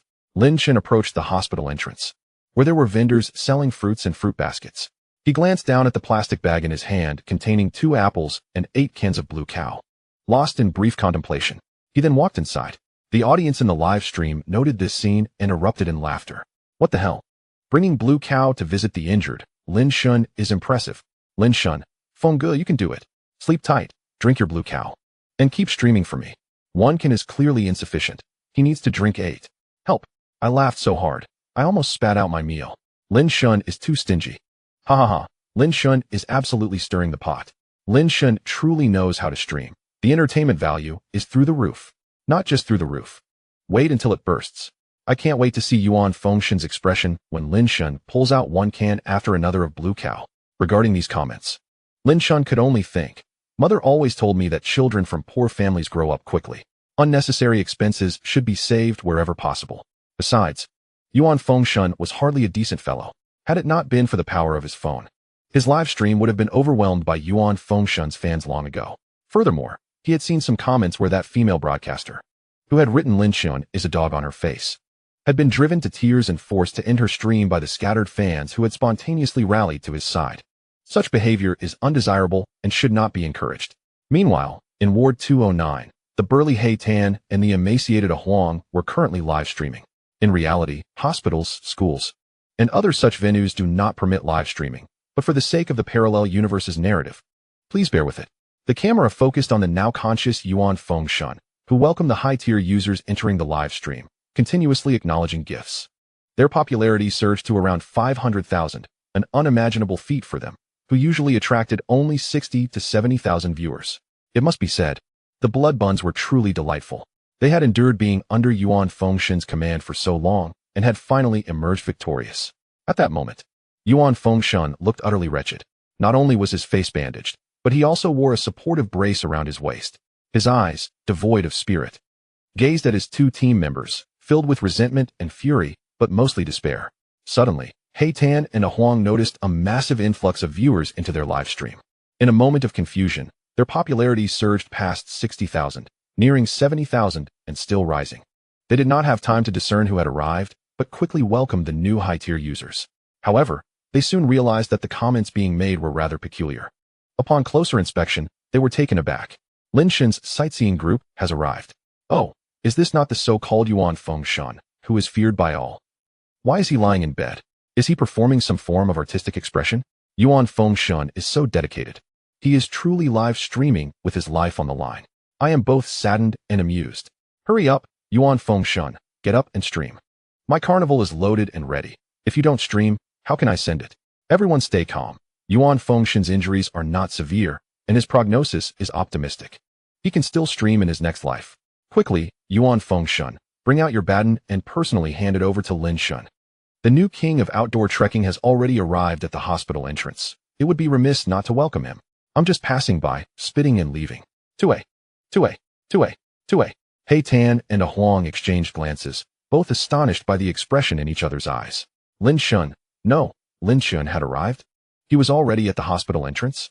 They both felt a thrill of excitement and anticipation. Who did not know that Lin Shen was currently the reigning outdoor streaming sensation, far surpassing the peak popularity of Yuan Fengshan?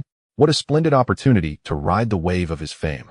In their excitement, they turned once more to look at the bedridden Yuan Fengshan, filled with frustration. Fengge, you should have done this long ago. Chapter 74, The Last Defiance of the Mad God. With a mind laden with complexities, Lin Shen entered the hospital lobby and approached the reception desk, inquiring of the nurse. Hello, I would like to ask about a patient who recently underwent lumbar disc herniation surgery. He is a streamer. Which room is he in? I wish to visit him. As he spoke, he raised the plastic bag in his hand. The nurse, a local from the old Capitol Bridge, had an oval face with exquisite features. Upon seeing Lin Shen, her eyes sparkled, and a warm smile graced her lips. Ah, you must be looking for Wu Ermao in room 44. His ward is on the second floor. Thank you, miss. Here is an apple for you. Lin Shen expressed his gratitude, retrieving an apple from the bag and handing it to the nurse. He then ascended to the second floor, while the nurse widened her eyes, curiously observing the live stream device that followed Lin Shen. The audience in the live stream erupted in laughter. Ha ha ha, the true name of the mad god has been revealed. What the heck, I never expected Wu Ermao to be his name. I dominate the internet, but can Wu Ermao handle a lumbar disc herniation in reality? He must have an older brother named Wu Damao. Enough with the jokes, folks. His name was given by his parents. Let us not mock him unless it's absolutely irresistible. Haha. Room 44 is quite symbolic. It foretells everything. Lin Shen, you can't keep bringing apples, or there will be none left. Lin Shen arrived at the door of room 44, which stood ajar. Glancing inside, he observed that it was a 3-person room. Yet only the mad god lay in the center bed, connected to an 4-drip. Tan and Huang had been eagerly awaiting his arrival. Brother Lin, you're here. Come in and have a seat. Yes, sit down. I'll pour you a glass of water. Oh dear, since you've come, there's no need to bring anything. You're too generous. On behalf of the mad god, I sincerely thank you. Their exuberance left Lin Shen feeling somewhat embarrassed. In the live stream of Tan and Huang, comments flooded in. Who are these people? Damn, this is too real. It's just like when my boss flatters the manager. The mad god, I can tell at a glance that you guys aren't human. You're born with a rebellious spirit. Look, the mad god's eyes are wide open, and his body is trembling. He is about to go mad. Life is full of lessons. These two vividly illustrate the saying, when the wall falls, everyone pushes. I'm loving this. Who says live streams are fake or scripted? This is as real as it gets. I suddenly feel a bit sorry for the mad god. As Lin Shen settled on the chair that Huang had prepared, he placed the bag beside him. The mad god's eyes widened as he recognized the contents of the bag, his pupils shaking violently. What the hell? An apple and a bunch of blue cow. Is this how you come to visit a patient? At least you could have brought me a box of milk. How much did Blue Cow pay you? It should have been 3 times as much from Milk. Seated by the bed, Lin Shen quietly observed the mad god, whose appearance was rather dismal. He found himself at a loss for words. Should he begin with an apology? Beside him, He Tan and A Huang fell silent, their faces betraying their excitement. At that moment, as Lin Shen entered the ward, the audience in their live stream surged dramatically, both exceeding 1 million viewers. Countless fans from Lin Shen's and their streams flooded the comments, causing various renowned streamers to come and observe. After a moment of silent contemplation with the mad god, Lin Shen finally mustered the courage to ask, "Are you doing well?" The mad god's chest heaved rapidly. This question sent the live stream audience into fits of laughter. What the hell? How are you doing, mad god? Ha ha ha, the annual classic greeting has been born. Oh my awkwardness is causing my nails to peel. The mad god, what do you think? Is this polite? I finally understand why Lin Shen wasn't popular before. He really doesn't know how to speak properly. The audience is cringing. Lawyer Xiaodong, are you there? I just want to ask, if the mad god dies from anger in this situation, would Lin Shen be charged with murder? Lawyer Xiaodong, same question. Unexpectedly, Lawyer Xiaodong appeared to clarify the law. If the mad god truly does die from anger, Lin Shen would not bear murder responsibility. However, if it is determined that he acted with intent, he could be charged with emotional distress and face certain penalties. As soon as this comment appeared, the live stream comments exploded. What the hell? I'm learning something new. Watching live streams is so useful. I learn a little trick for avoiding prison every day. Ha ha ha. Is there really a charge for emotional distress? Lin Shen is incredible, navigating the line between what is permissible and impermissible. Calling to song. There's criminal behavior happening here. My parents scold me daily. Am I able to sue them for emotional distress? What the hell? Someone else ready to take down their own family. Lin Shen was oblivious to these comments. Otherwise, he would have felt quite unjustly accused. He genuinely did not know what to say. Logically, they should be at odds now. How could they act as if nothing had transpired, all warm and friendly? At that moment, Lin Shen noticed the mad god's parched lips moving slightly, as if he wished to say something. Leaning in, he asked, "Is there anything else you'd like to say?" What seemed like a benign question to Lin Shen transformed in the ears of the live stream audience. Oh my, Lin Shen is ruthless. Is he prompting the mad god to deliver his last words? Delivering last words is too impressive. The mad god, help me up. I can still stream for another 500 years. The mad god, Lin Shen, I have a dog-beating stick in my pants. Could you please help me retrieve it? I feel Lin Shen should refrain from speaking further. Otherwise, the mad god might really perish. Look at the monitor. The mad god's heart rate and blood pressure have risen. Lin Shen is attempting to save him. The mad god struggled, attempting to speak. However, having had a tracheal tube during surgery, he simply could not articulate words. At that moment, Lin Shen and the audience witnessed the mad god's left hand tremble as he slowly raised it, eventually shaking his middle finger at Lin Shen. This middle finger was clearly a final act of defiance from the former outdoor hiking champion. Chapter 75. The forceful Lin Shen declares with impact. Lin Shen gazed at the mad god's trembling yet resolute middle finger, falling into a pensive silence. Observing this scene, the audience in the live stream erupted in laughter. What the hell? I'm seriously going to die laughing in Lin Shen's live stream. The mad god's middle finger has a spirit of its own. This is not just an ordinary middle finger. It is the divine finger. At this moment, it conveys all the mad god's emotions: anger, defiance, reluctance, despair, and disdain. Wu Mao, I don't care for your blue cow. Hurry up and take it out of my live stream. Ugh, my hospital room. Wu Mao, I don't want to see anything related to milk right now. Ha ha. That middle finger has left Lin Shen speechless. Lin Shen, stop hesitating and take that finger down. This is the outdoor hiking champion's dog-beating stick. What the hell? Someone stop that madness. I entered with great anticipation, knowing that this momentous meeting would not disappoint. My brother Mao is truly unfortunate. Before he even had the chance to meet the illustrious Lin, he has already fallen in reality. Moments later, Lin Shen sighed deeply, rising to his feet, his expression and gaze returning to tranquility. He looked down from his elevated position at the ailing Yuan Fengshen, slowly stating, whether it is poor character or bad luck, no matter the reason you now lie here, the outcome remains. I have emerged victorious.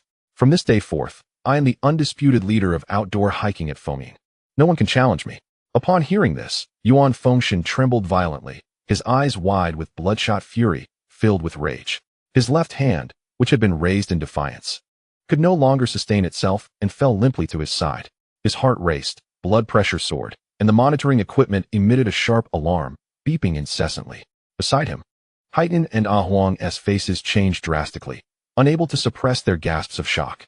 Goodness, Lin Chun is indeed audacious, exuding an aura of dominance.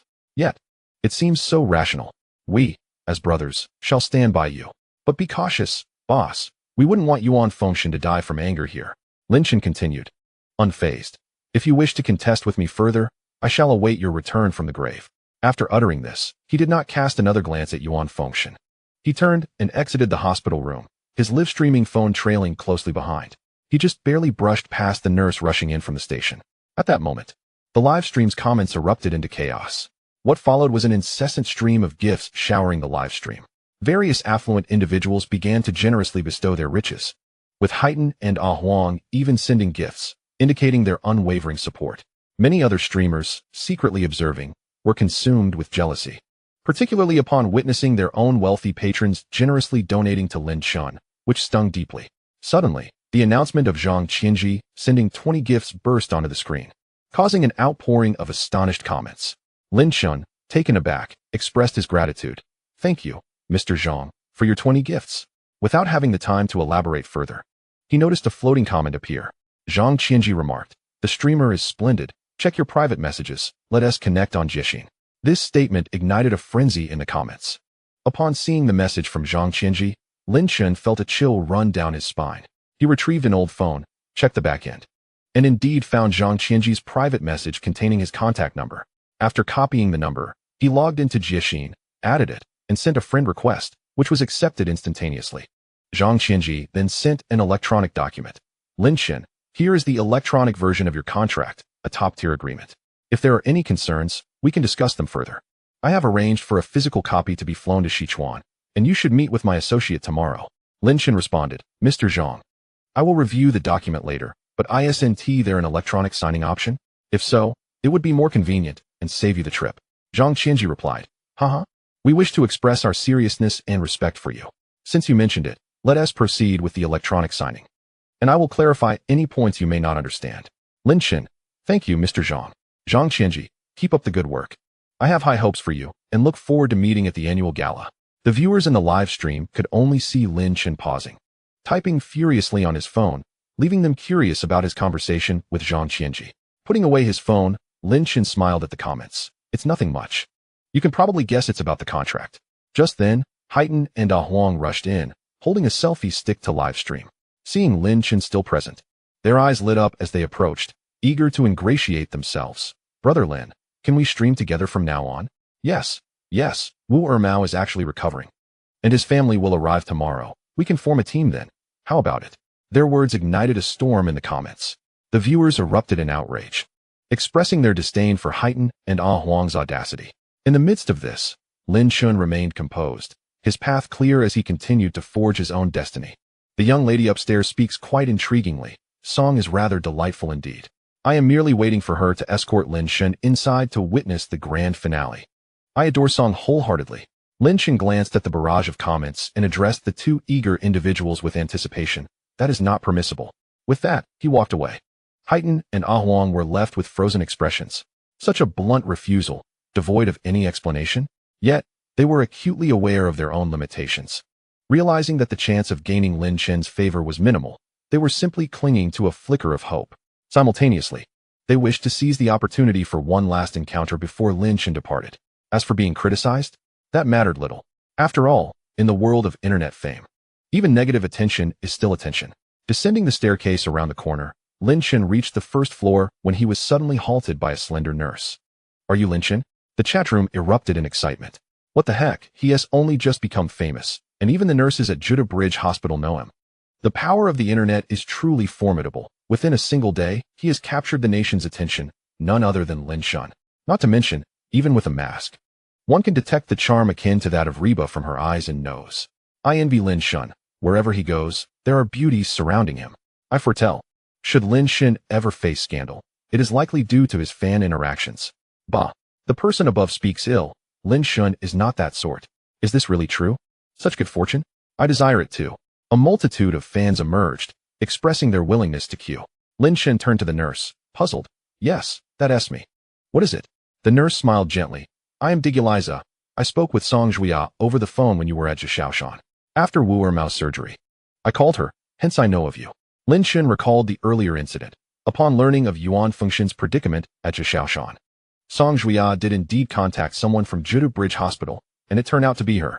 What a remarkable coincidence to encounter her here. He smiled broadly. Ah, what a pleasure. Digiliza glanced at the stairs and inquired, are you a friend of Wu Ermao? Did you come specifically to see him? Lin Shen shook his head. No. We are adversaries. I merely passed by and thought I would check on how he was faring. Digiliza was taken aback for a moment, but then couldn't help but chuckle, her beautiful eyes curving into crescents. You are quite amusing. Lin Shen replied earnestly, I speak only the truth. The chat room erupted in laughter. Wow, an adversary really? Ha ha. Lin Shen, is it truly appropriate to be so candid? Indeed, if one is an adversary, what is there to conceal? I increasingly admire Lin Shen. He is refreshingly genuine. Lin Shen, woman, I speak the truth. Do you believe I jest? Do you find me humorous? Wu Ermao, should he be watching Lin Shen's livestream, would undoubtedly struggle to suppress his laughter. To be acknowledged as an adversary by Lin Shen is a form of recognition. Wu Ermao on his sickbed can rest in peace. Indeed, being recognized by Lin Shen, Wu Ermao ought to at least send a couple of rockets. Digiliza regarded Lin Shen with a hint of belief. After stepping closer, she whispered, Wu Ermao is indeed not impressive. Since entering the hospital, he has been shouting and cursing. The two streamers accompanying him are no better, yelling profanities during their live broadcasts in the ward, disregarding all attempts at persuasion. She assumed her voice was low enough for the live stream to remain unaware. Yet she underestimated the remarkable audio capabilities of Lin Shen's device. The audience heard everything clearly. Did the lady not eat? Speak boldly. Ha ha. The nurse has just come from the operating room. She probably hasn't eaten. Wu Ermao is not an isolated case. I've long believed Fengyin should regulate the streaming industry. It seems anyone of any caliber can broadcast. Indeed, whether selling goods, performing, or outdoors, they all shout and engage in vulgarity, incapable of coherent speech. Thus, I refrain from watching chaotic streams. From now on, aside from the singing streamers, I shall frequent Lin Shen's channel. As the barrage began to deviate into criticisms of the streaming industry, they ultimately concluded that Lin Shen's stream was superior. At this moment, Digiliza retrieved her phone and displayed a QR code. Let us connect on WeChat. Should you encounter any emergencies on your way, feel free to reach out. Lin Shen naturally accepted, and they promptly added each other as friends. Wow, just like that, they became friends? Have the ladies in the chat room learned nothing? This Digiliza is quite skilled. She has reasonably secured Lin Shen's WeChat. Pity for my sister she, having spent tens of thousands, she finally added Lin Shen. What a loss. Isn't that obvious? We know nothing about she, but this charming girl is right here. This woman surely has her eyes set on Lin Gu. Humph, those eyes. They exude allure. Alluring indeed. Bidding farewell to Digiliza, Lin Shen exited the hospital and continued toward the town. It was just past 7, yet Jidu Bridge remained brightly lit. Far from dusk, the streets were lined with low-rise buildings, featuring small supermarkets, local specialty shops, yak meat stores, and cordyceps shops, among others.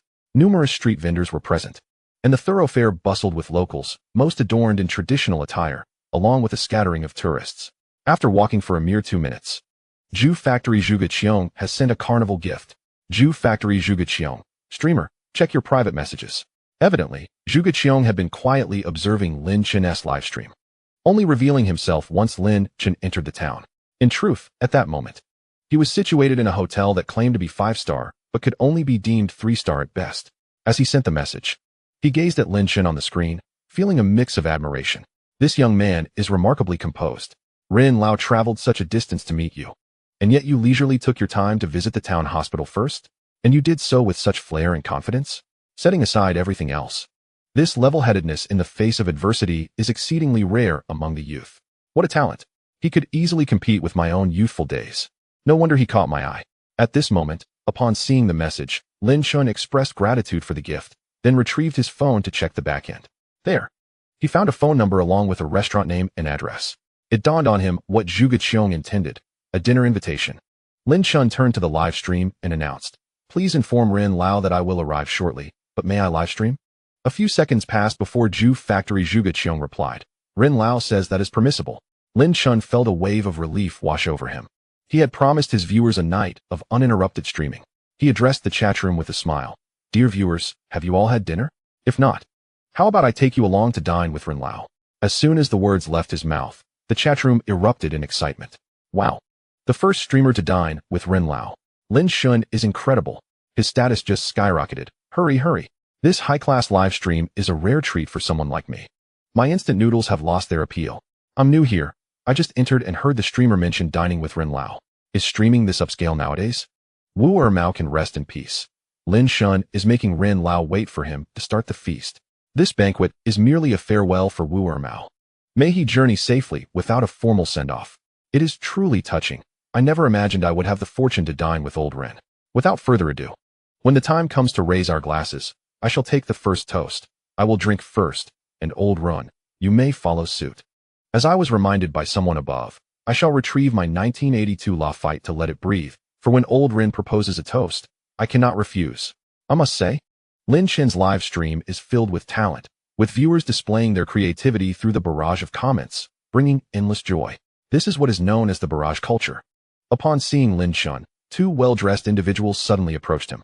One was balding, while the other was tall and slender.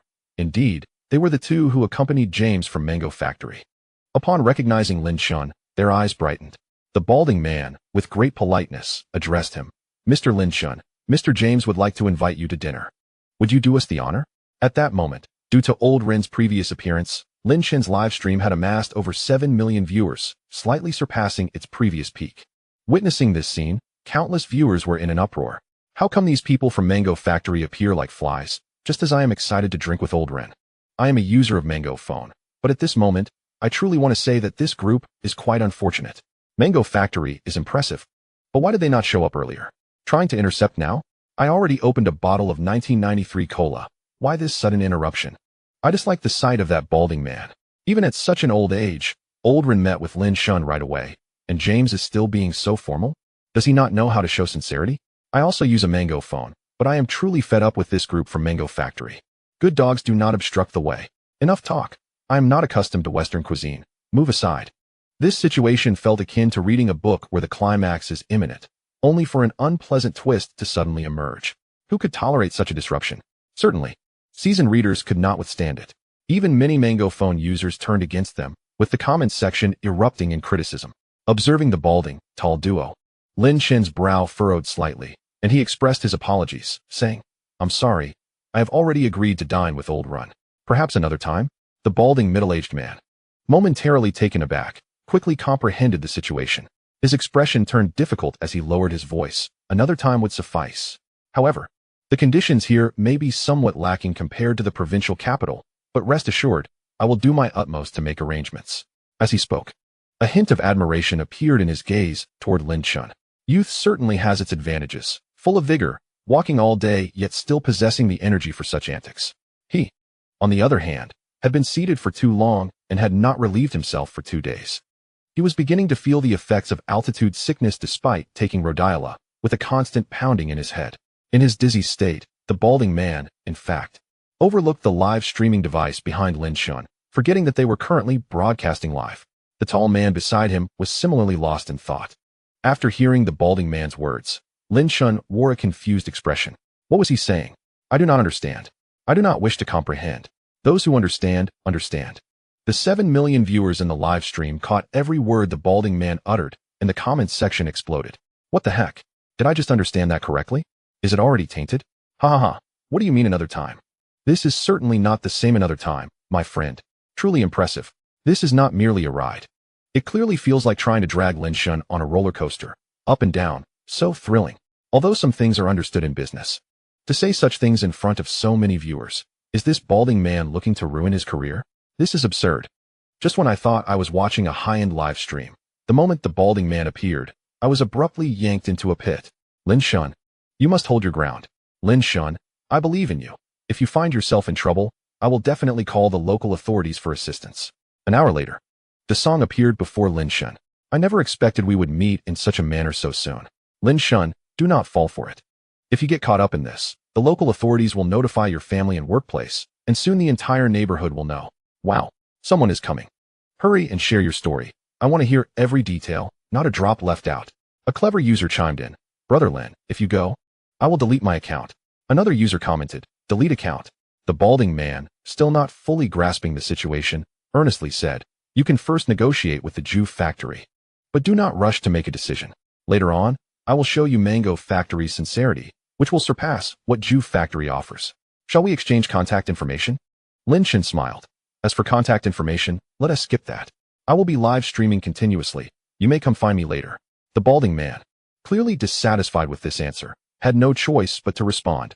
"I eagerly anticipate collaborating with you." Lin Chen shook his hand briefly and then sidestepped them, continuing towards the restaurant.